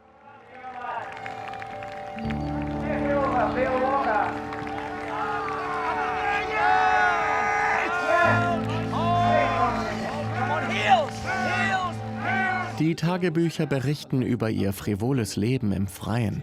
Sie fühlte sich in der offenen Highland-Landschaft, bei den örtlichen Tanzveranstaltungen und den jährlichen Highland-Spielen richtig wohl.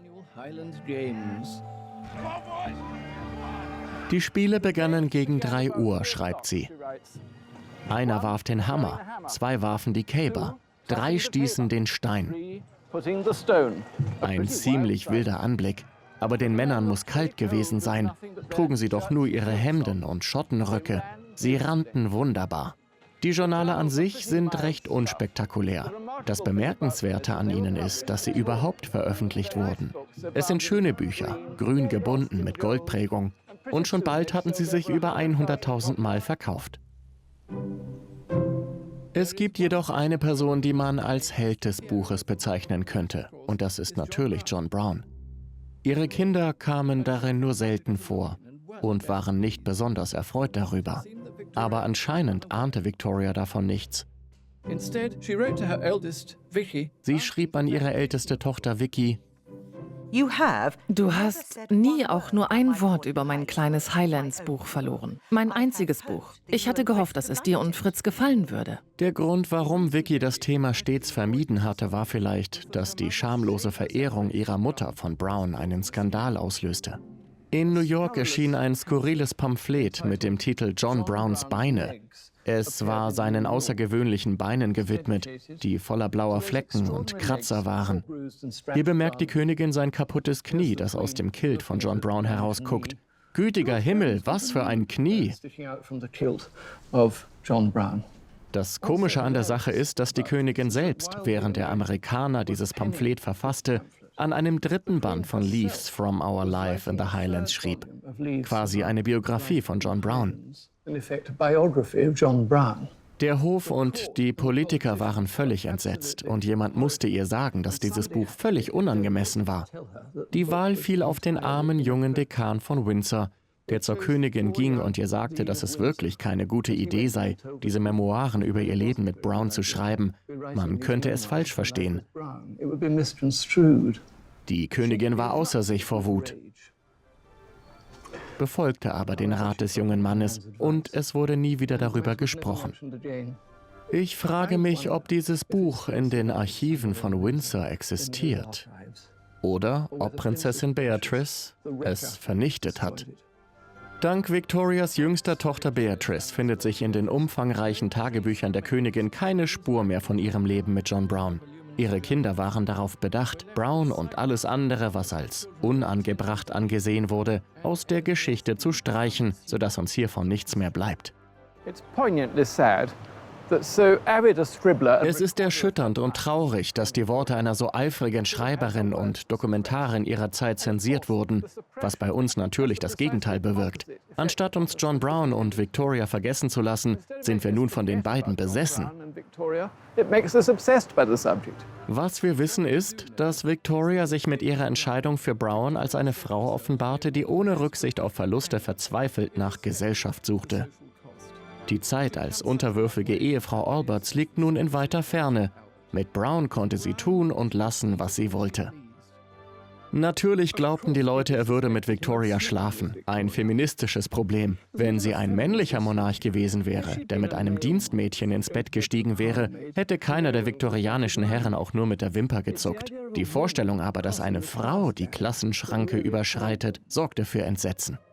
Zumal sich die Gerüchte über eine heimliche Ehe, ja sogar über ein gemeinsames Kind der Königin und ihrem Hochlanddiener verdichteten. Ein Mann, der wahrscheinlich einer der wenigen Menschen auf der Welt war, die jemals die ganze Wahrheit über ihre Beziehung zu Brown kannten, war ihr letzter Arzt, Sir James Reed. Ach du meine Güte. Die ganze Sammlung. Michaela, Lady Reed, ist mit seinem Enkelsohn verheiratet. Er führte ein Tagebuch, während er mit ihr zu tun hatte. Ja, es gibt 40 winzige Tagebücher. Schauen Sie, seine Schrift war winzig. Zum Lesen braucht man eine Lupe. Du meine Güte. Und hier sind noch einige seiner Tagebücher. Ja, das stammt aus dem März. Das sind die Queen und Brown, glaube ich. Ja, sie war gestürzt. Sie liefen die Treppe rauf und runter, Brown und die Königin. Weil Brown die Königin trug, durfte Reed sie nicht einmal anfassen. Nun, er durfte ihr seinen Arm anbieten. Aber er durfte sie nicht medizinisch untersuchen? Nein, nein. Und er hätte sie sicherlich nicht die Treppe rauf und runter tragen dürfen. Während Brown sie in seine Arme schließen durfte. Ja, und sie haben darüber gelacht und fanden es sehr lustig. Und am nächsten Tag heißt es, die Königin lief ein bisschen im Zimmer herum. Brown hebt seinen Kilt und fragt, ist es dort? Und sie hebt lachend ihren Rock und sagt, nein, es ist hier. Sie führte seine große männliche Hand von ihrem Oberschenkel hin zu ihrem Po. Ja, sie hebt ihren langen Rock und zeigt auf ihre Knie. Wie raffiniert. Ja, sehr zeigefreudig. Ich meine, sie waren offensichtlich sehr intim. Hat man in der Familie Reed das Gefühl, dass Dr. Reed wusste, was da vor sich ging? Ja, er hatte es im Gefühl. Und Granny, wie wir sie nannten, seine Witwe, witzelte auch immer darüber. She clammed up. Was sagen Sie dazu? Ich glaube nicht, dass sie eine unmoralische Affäre hatten. Schließlich haben sie ihre Gefühle füreinander nicht wirklich vor der Öffentlichkeit versteckt. Hätten sie eine Affäre gehabt, wären sie vorsichtiger gewesen. Man weiß, dass Dr. Reed ihren Körper nach ihrem Tod untersucht hat. Ja, sie hatte Probleme mit der Gebärmutter, die Geschlechtsverkehr extrem schmerzhaft, wenn nicht sogar unmöglich gemacht hätten. Ich glaube also nicht, dass die Beziehung sexueller Natur war. Und ich bin mir sicher, dass sie so kein Kind mehr hätte bekommen wollen. Oh nein, das wäre absurd. Absurd, ja. Oh yes, it has.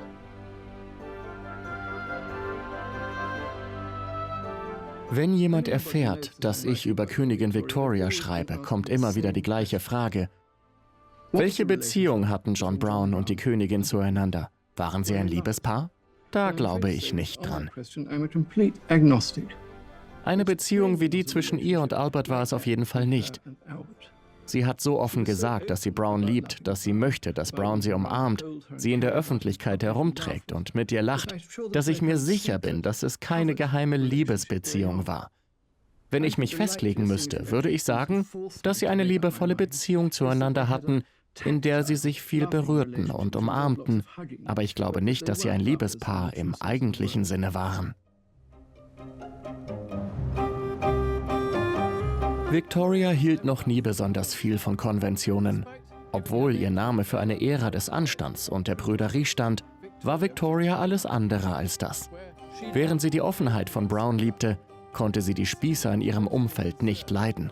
Zum Beispiel ihren zugeknöpften, liberalen Premierminister W.E. Gladstone. Herr Gladstone ist ein gefährlicher Mann. So arrogant, tyrannisch und starrsinnig, ohne jegliche Kenntnis der Welt oder der menschlichen Natur. Victoria nahm kein Blatt vor den Mund. Sie setzte all ihre Waffen ein, um das zu bekämpfen, was sie als Angriff der Liberalen auf die Monarchie selbst ansah. by the Liberals on the monarchy itself. Ihre unverhohlene Abscheu vor diesem humorlosen, intellektuellen Staatsmann zeigte, wie selbstbewusst Königin Victoria sein konnte. Gladstone war unbeholfen im Umgang mit der Königin. Und genau wie sein Vorbild, Premierminister Robert Peel, war er nicht besonders gut im Umgang mit Frauen. 30 Jahre nach ihrem Zusammentreffen mit Peel zeigte sich Victoria gegenüber Gladstone genauso streitlustig wie in ihrer Jugend. Im Sommer 1869 baten der Oberbürgermeister von London und Gladstone sie darum, die neue Blackfriars Bridge zu eröffnen. Die Königin wollte da unbedingt drum herumkommen. Ein Hin und Her, das sich durch den Sommer und den Herbst zog, wobei Gladstone das Gros der königlichen Launen zu ertragen hatte. Sie dachte, sie hätte deutlich gemacht, dass es ihr unmöglich sei, die Blackfriars Bridge einzuweihen.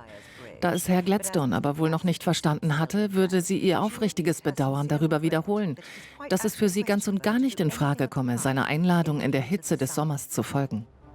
Die Republikaner, die Presse, aber auch die eifrigen Monarchisten stellten sich alle die gleiche Frage. Wenn im Land alles funktionierte, wenn das Staatsoberhaupt die meiste Zeit des Jahres entweder in Balmoral oder auf der Isle of Wight verbrachte, wozu brauchte es dann überhaupt noch eine Monarchin?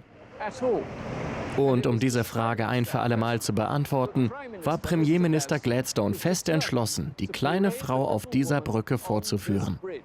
Und sie war ebenso entschlossen, sich nicht einschüchtern und nicht unter Druck setzen zu lassen.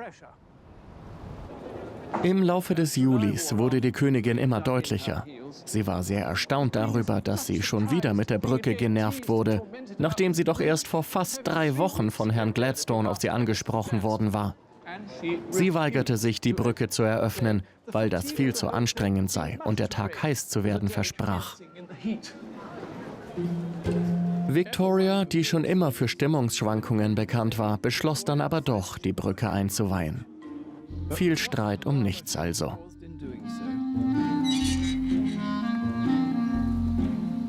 Ihr Privatsekretär, Oberst Henry Ponsonby, geriet häufig in das Kreuzfeuer zwischen Gladstone und seiner Königin.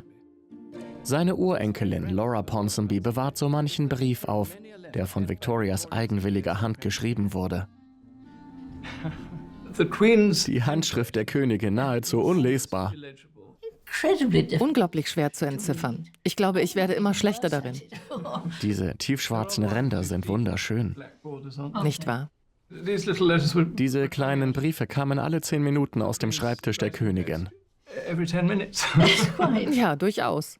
Ich habe den Eindruck, dass es für Gladstone fast unmöglich war, mit Königin Victoria richtig umzugehen, während Henry Ponsonby viel besser mit ihr zurechtkam. Ponsonby wusste in gewisser Weise, was er tat. Er tat alles, was er konnte, um die Königin zur Vernunft zu bringen. Aber sie war ihm gegenüber sehr kritisch. Henry Ponsonby wusste, dass es nichts bringt, ihr zu widersprechen. Es gibt eine bekannte Geschichte über ihn, in der er zitiert wird. Wenn ich sage, dass 2 und 2 4 ergibt, sagt Königin Victoria, nein, das ergibt 5. Und dann sagt er wieder, nein, ich glaube, das ergibt 4. Und sie sagt, nein, ich glaube, Sie haben Unrecht. Er wusste, wenn er Nein sagt, würde Königin Victoria sich auf die Socken machen. Henry Ponsonby bewunderte sie.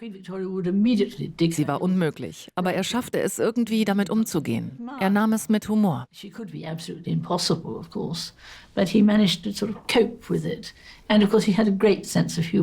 Ich glaube, das war seine Rettung. Er erkannte, wie witzig sie war. Ja, das ist wahr.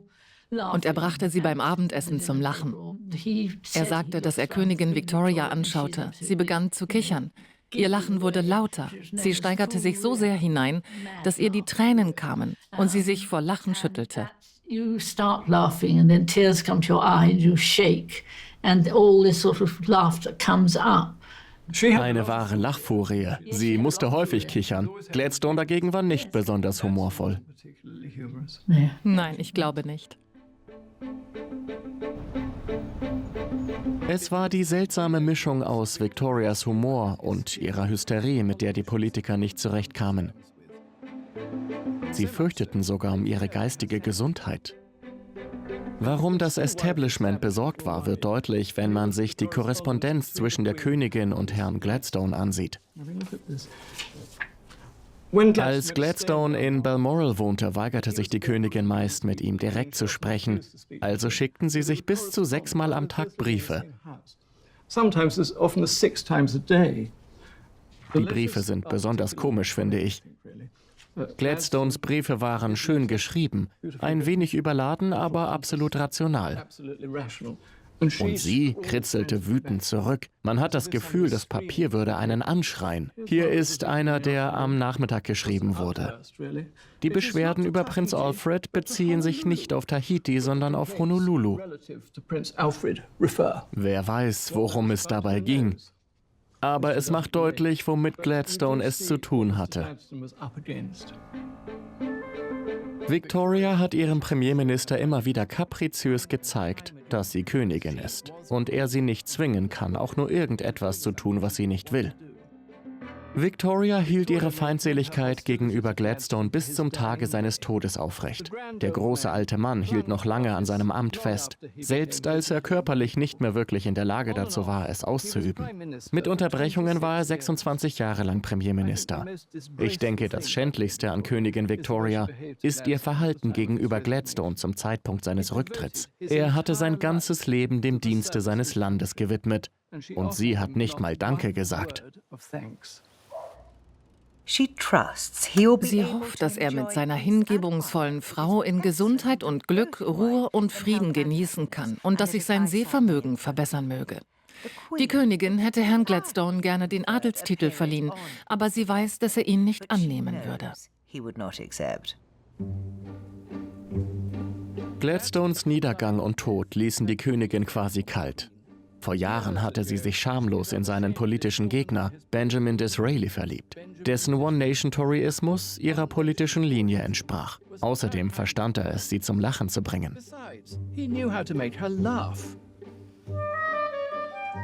In Disraelis Privathaus im Herzen von Buckinghamshire ist Kurator Robert Bandy stolzer Hüter zahlreicher Geschenke, mit denen Victoria Disraeli überhäufte. Das ist das Esszimmer. Im Haus gibt es sehr viele Porträts, die Geschenke der Königin waren und die oben alle eine Krone am Rahmen haben, um klarzumachen, von wem sie kommen. Falls es irgendwelche Zweifel geben sollte. Ganz genau. Ein unkonventioneller Besuch in Hughenden im Jahr 1877 beweist Disraelis politisches Geschick und seinen Charme. Als Disraeli die Königin vom Bahnhof Wickham abholte, kam er mit 2 Kutschen, eine davon mit etwas schnelleren Pferden. So konnte er die Königin bereits ein erstes Mal direkt am Bahnsteig begrüßen. Natürlich wie ein großer Staatsmann, demonstrativ, mit tiefer Verbeugung. Sehr theatralisch. Sehr theatralisch. Die Menschen in Wickham liebten es. Er sprang in die erste Kutsche mit den schnelleren Pferden und kam vor der Königin zurück nach Hughenden, um sie auf genau dieselbe Weise noch einmal zu begrüßen, als sie zur Tür des Herrenhauses hereinkam. Das ist köstlich. Und wusste, dass sie eine etwas kleinere Frau war und hatte für sie extra die unteren 2 Zentimeter ihres Esszimmerstuhls abgesägt, damit ihre Füße flach auf dem Boden lagen, wenn sie saß. Auf einem normalen Stuhl baumeln ihre Füße in der Luft. Und er fand, dass das für die Monarchin nicht angemessen gewesen wäre. Das ist sehr lustig. Das hier ist ein weiteres Geschenk von ihr. Alle reden von Albert. Das ist sehr bemerkenswert, denn anfangs war sie ein bisschen... Ja, sie konnte ihn zuerst nicht leiden, aber dann erkannte sie einen Nutzen in ihm. Wann immer sie sich über Gladstone beschwerte, lieferte Disraeli ihr den Klatsch und Tratsch aus dem Parlament und er schrieb ihr 3 oder 4 Notizen pro Tag. Sie hatte einen ausgeprägten Sinn für Humor und die unterhaltsamen Berichte aus dem Parlament und den Kabinetten gefielen ihr. Sie amüsierte sich über seine Briefe. Wen haben wir denn hier auf dem Kaminsims?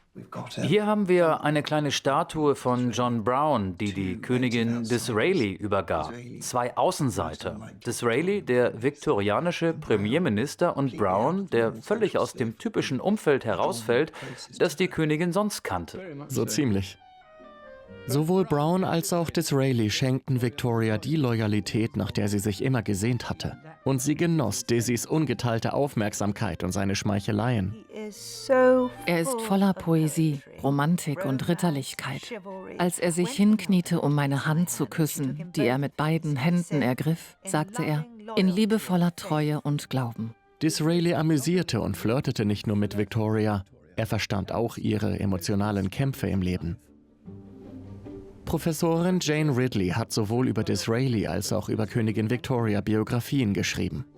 Disraeli behandelte sie nicht wie eine dumme Frau. Disraeli behandelte sie als exotische und wunderbare Königin. Er behandelte sie auch wie eine Gleichberechtigte. Er gab ihr das Gefühl, indem er ihr diese wundervollen, vertraulichen Briefe schrieb, dass er ihr nichts vorenthalte, dass er ihr Minister war und sie gemeinsam das Land regierten. So gab er ihr ein gutes Gefühl. Bisher kannte sie nur diese schreckliche Generation furchtbarer alter Männer, wie sie bezeichnete, die sie von oben herab behandelten und weniger schmeichelhaft waren. Aber Disraeli wirft sich vom ersten Tag an vor ihr auf die Knie und macht ihr Komplimente. Und sie liebt es. Wer nicht? Die Menschen lachten über Victorias Schwärmerei für Disraeli und darüber, wie er sie damit manipuliere. Er nannte sie Fee oder Feenkönigin. Er war wirklich in sie verliebt. Gleichzeitig war er aber auch dazu bereit, diese Freundschaft für politische Zwecke auszunutzen. Großbritannien war im Begriff, jedem erwachsenen Mann das Wahlrecht zu geben. Viele Politiker befürchteten, dass dies unweigerlich zu einem Linksruck führen würde. Disraeli hatte den Finger am Puls der Zeit. Er wusste, dass Tausende und Abertausende von Männern aus der unteren Mittelschicht und der Arbeiterklasse naturgemäß Tories waren. Und Victoria wurde zur Symbolfigur für Disraelis One-Nation-Konservatismus. Seine Pläne sahen vor, Victoria zu einem Symbol der britischen Macht zu machen. Und zwar nicht nur im eigenen Land, sondern in der ganzen Welt, im Reich. Disraeli bewies sowohl politischen Scharfsinn als auch Kreativität, als er Victoria am 1. Januar 1877 zur Kaiserin von Indien ernannte. Sie liebte ihren neuen Titel. Meine Gedanken sind voll mit dem Großereignis, das heute in Delhi und allgemein in Indien stattfindet, wo ich zur Kaiserin von Indien ausgerufen werde. Ich habe heute zum ersten Mal mit VR und I unterschrieben. Als Kaiserin von Indien, ein Titel, der eher zu einer Eisenbahnlokomotive oder vielleicht sogar zu einem Schwein passt. Aber er machte Großbritannien zu einer imperialen Macht. Das exotische Indien in seiner Größe kam nun unter die königliche Herrschaft der Fee. Natürlich zuckten kultivierte Menschen bei diesem Titel zusammen, aber Victoria und Disraeli wussten, dass der Großteil des britischen Volkes der Meinung war, das Empire mache Großbritannien reich. Für die nächsten 80 Jahre war das Empire der Stolz der britischen Konservativen und der Neid vieler Menschen jenseits der Grenzen des Landes. So wie sie in den Jahren nach Alberts Tod ihre diplomatischen Fähigkeiten in Deutschland instinktiv genutzt hatte, ergriff Victoria nun die Chance, sich an die Spitze von Disraelis politischen Idealen zu stellen, um die britischen Klassen unter einer mächtigen Monarchin zu vereinen. Es hat etwas herrlich Romantisches, Victoria R.I. zu sein, anstatt einfach nur Victoria Regina. Das war ein genialer Publicity-Coup in Indien. Victoria ist außerordentlich populär. Sie wird dort fast wie eine Göttin verehrt, obwohl sie nie in ihrem Leben dort war.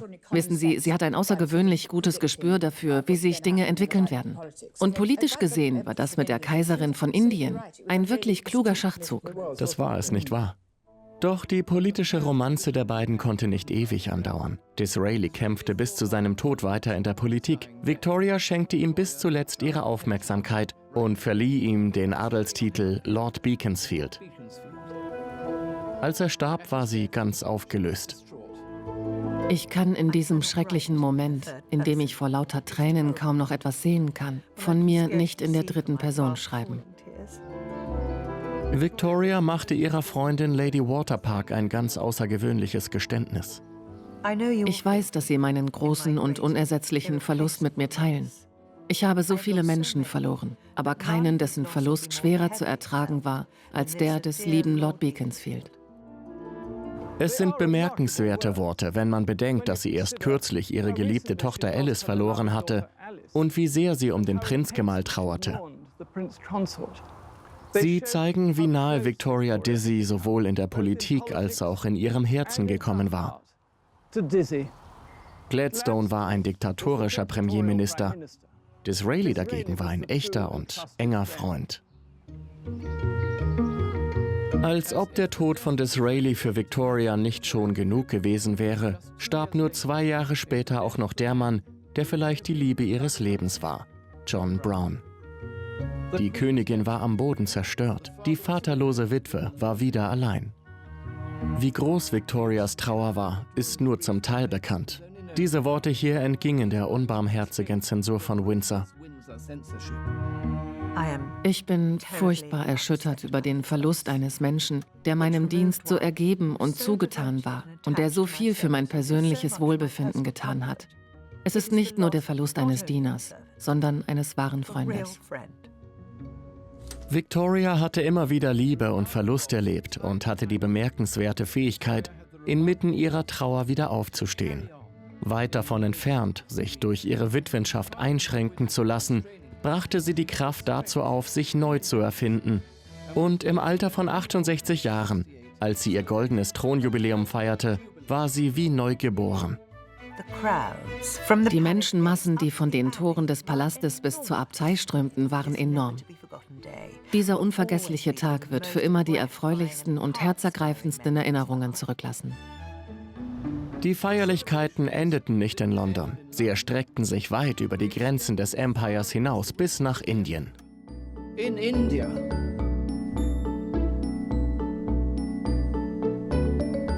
Bin ich in Indien? Nein, ich bin auf der Isle of Wight.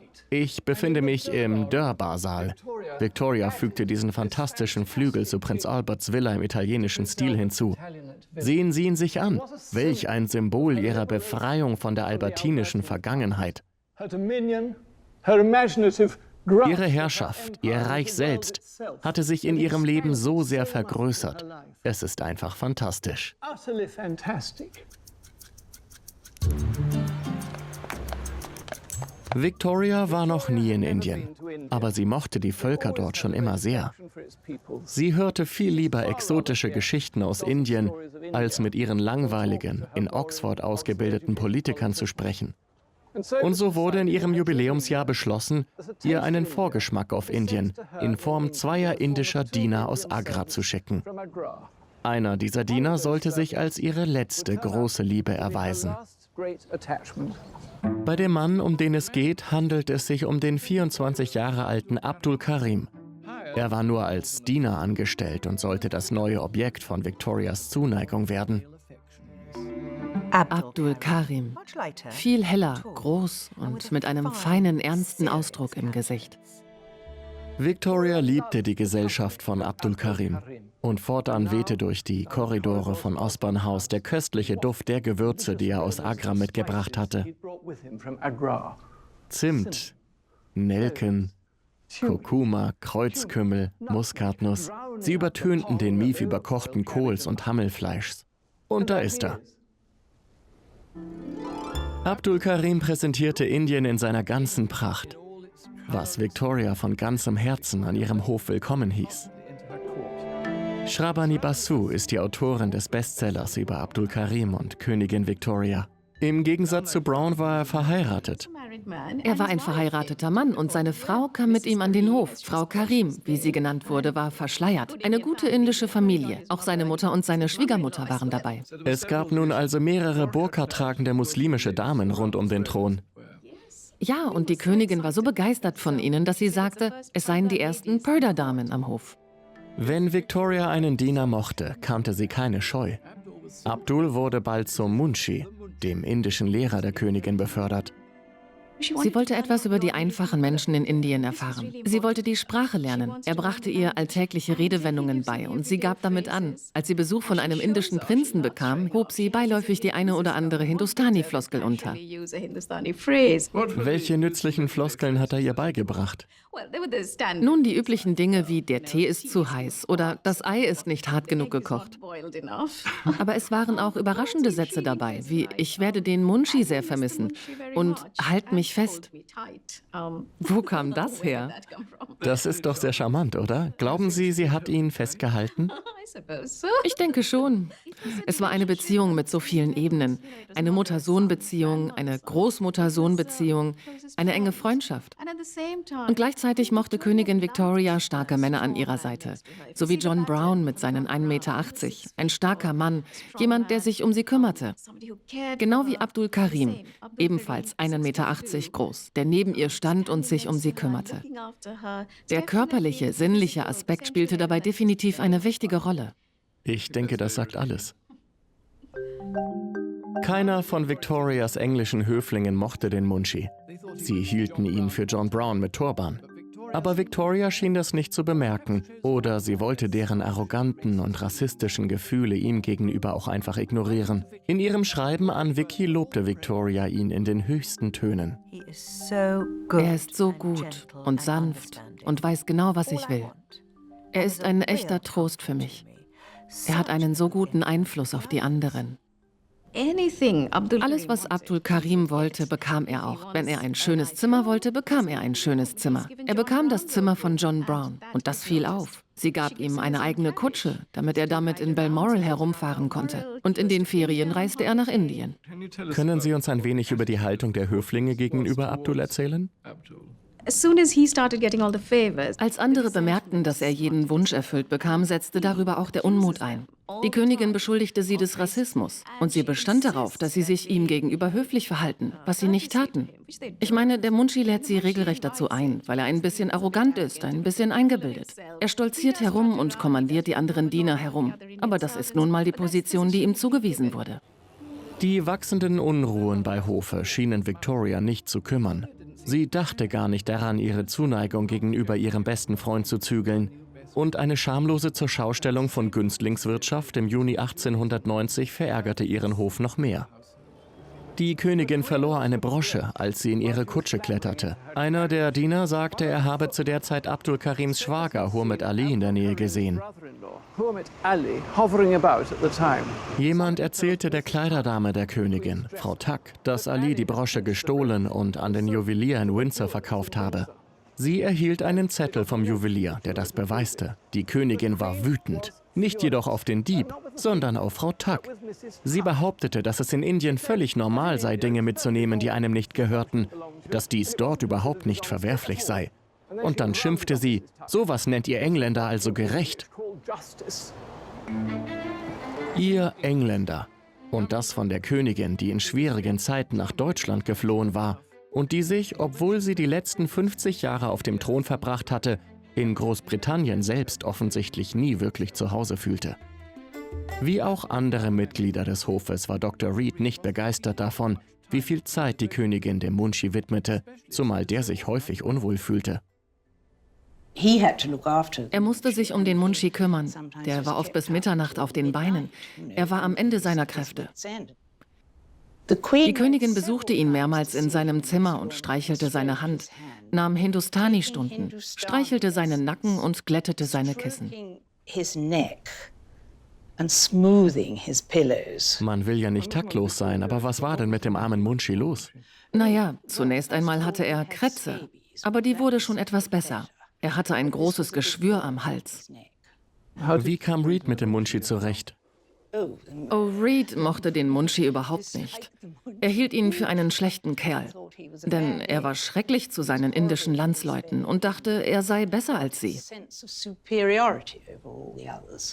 Sehen Sie dasselbe in ihm, was Victoria an dem Munshi gesehen hat? Denn Reed hat das offensichtlich nicht.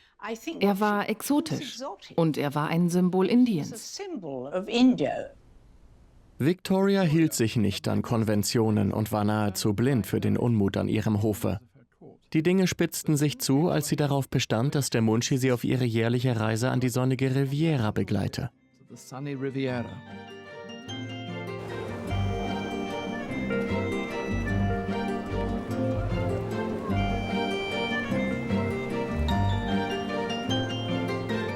Victoria liebte es, nach Frankreich zu entfliehen. In den Jahren nach Alberts Tod reiste sie als Gräfin von Balmoral umher. Frankreich bedeutete für Victoria Freiheit. 1897 stand eine königliche Reise nach Cimiez an, mit Aufenthalt im neuen Nobelhotel Excelsior mit herrlichem Blick auf das Mittelmeer. Wir fuhren durch die Stadt, entlang der schönen Promenade des Anglais, nahe am Meer, das so schön aussah und eine wunderbare tiefblaue Farbe hatte. Aber die Urlaubspläne kamen ins Wanken. Ein gewaltiger Streit drohte auszubrechen, ausgelöst durch Dr. Reed, der den anderen schamlos mitteilte, dass der arme Munshi wieder einmal an Gonorrhoe erkrankt sei. Sie sagten, dass sie in diesem Falle nicht mitreisen würden, sollte der Munshi mit nach Nizza fahren. Sie würden streiken. Das provozierte den größten aller Wutanfälle. Frau Phipps wurde auserkoren, der Königin zu sagen, wir kommen nicht mit, wenn der Munshi mitkommt. Wir werden von der Reise kollektiv zurücktreten. Das ist eine Revolte. Als die Königin das hört, flippt sie komplett aus. Sie steht auf und wirft alles vom Tisch. All ihre Briefe, Tintenfässer und Schreibfedern fallen zu Boden. Frau Phipps verlässt heulend den Raum und erzählt den anderen, was gerade passiert ist. Letztendlich trat keiner zurück. Und der Munshi begleitet wie immer die Königin. Ein Sieg für den Munshi. Und ein Sieg für die Königin. Doch als Victoria mit dem Munshi auf der berühmten Promenade des Anglais in Nizza paradierte, nennt eine der lokalen Zeitungen den Munshi einen einfachen Diener. Die Königin war wütend und bestand darauf, dass die Zeitung eine Gegendarstellung druckte, in der es hieß, der Munshi sei ein gelehrter Mann. Er war keineswegs ihr Diener, sondern ihr indischer Sekretär, ihr Hindustani-Lehrer. Und außerdem eine der wichtigsten Personages auprès de la Reine. Die Königin bestand darauf, dass der Munshi respektiert wurde. Denken Sie daran, dass er mein indischer Sekretär ist und ein Gentleman.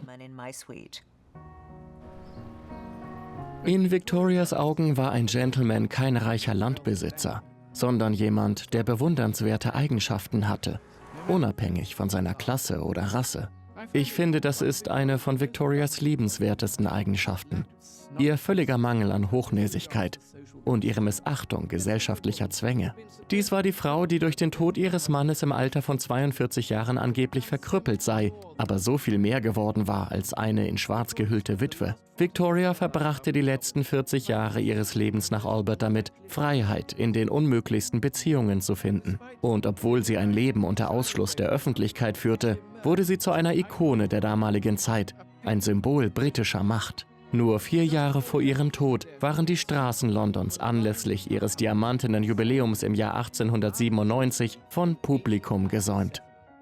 Ich glaube, noch nie hat jemand so viel Beifall bekommen wie ich, als ich durch diese 6 Meilen langen Straßen ging. Der Jubel war ohrenbetäubend und jedes Gesicht schien voller Freude. Victoria starb im Januar 1901 nach bemerkenswerten 63 Jahren auf dem Thron. Und mehr als ein Jahrhundert nach ihrem Tod erregen ihre Worte noch immer unsere Aufmerksamkeit.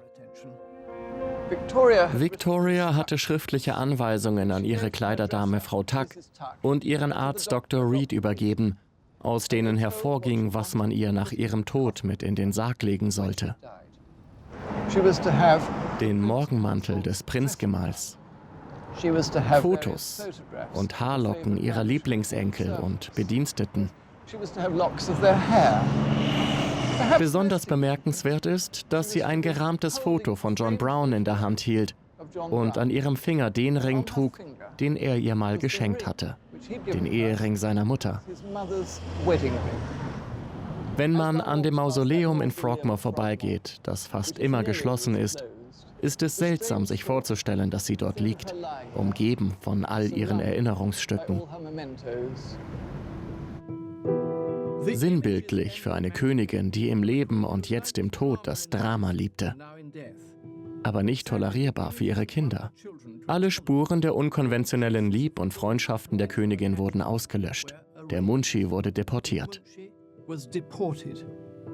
Ihre Kinder versuchten, die Lebensgeschichte ihrer Mutter umzuschreiben, indem sie die Statuen von John Brown zerstörten, ihre Tagebücher zensierten und ihre Briefe verbrannten. Aber viele ihrer Worte haben überlebt. und sie geben einen faszinierenden Einblick in diesen außergewöhnlichen Menschen. Victoria hatte dem massiven Druck in ihrer Kindheit standgehalten, sich einem kontrollierenden politischen System gestellt und sich durch eine Ehe mit einem Mann gekämpft, der sie unterdrückte.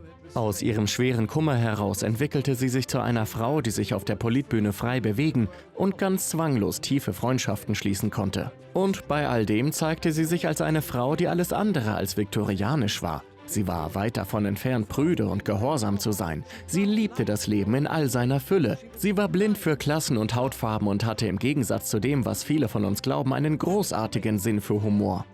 Wenn man diese Statue anschaut, wirkt sie so steif, so förmlich, die Königin, Kaiserin. Aber wenn man ihre Worte hört, wird Victoria lebendig.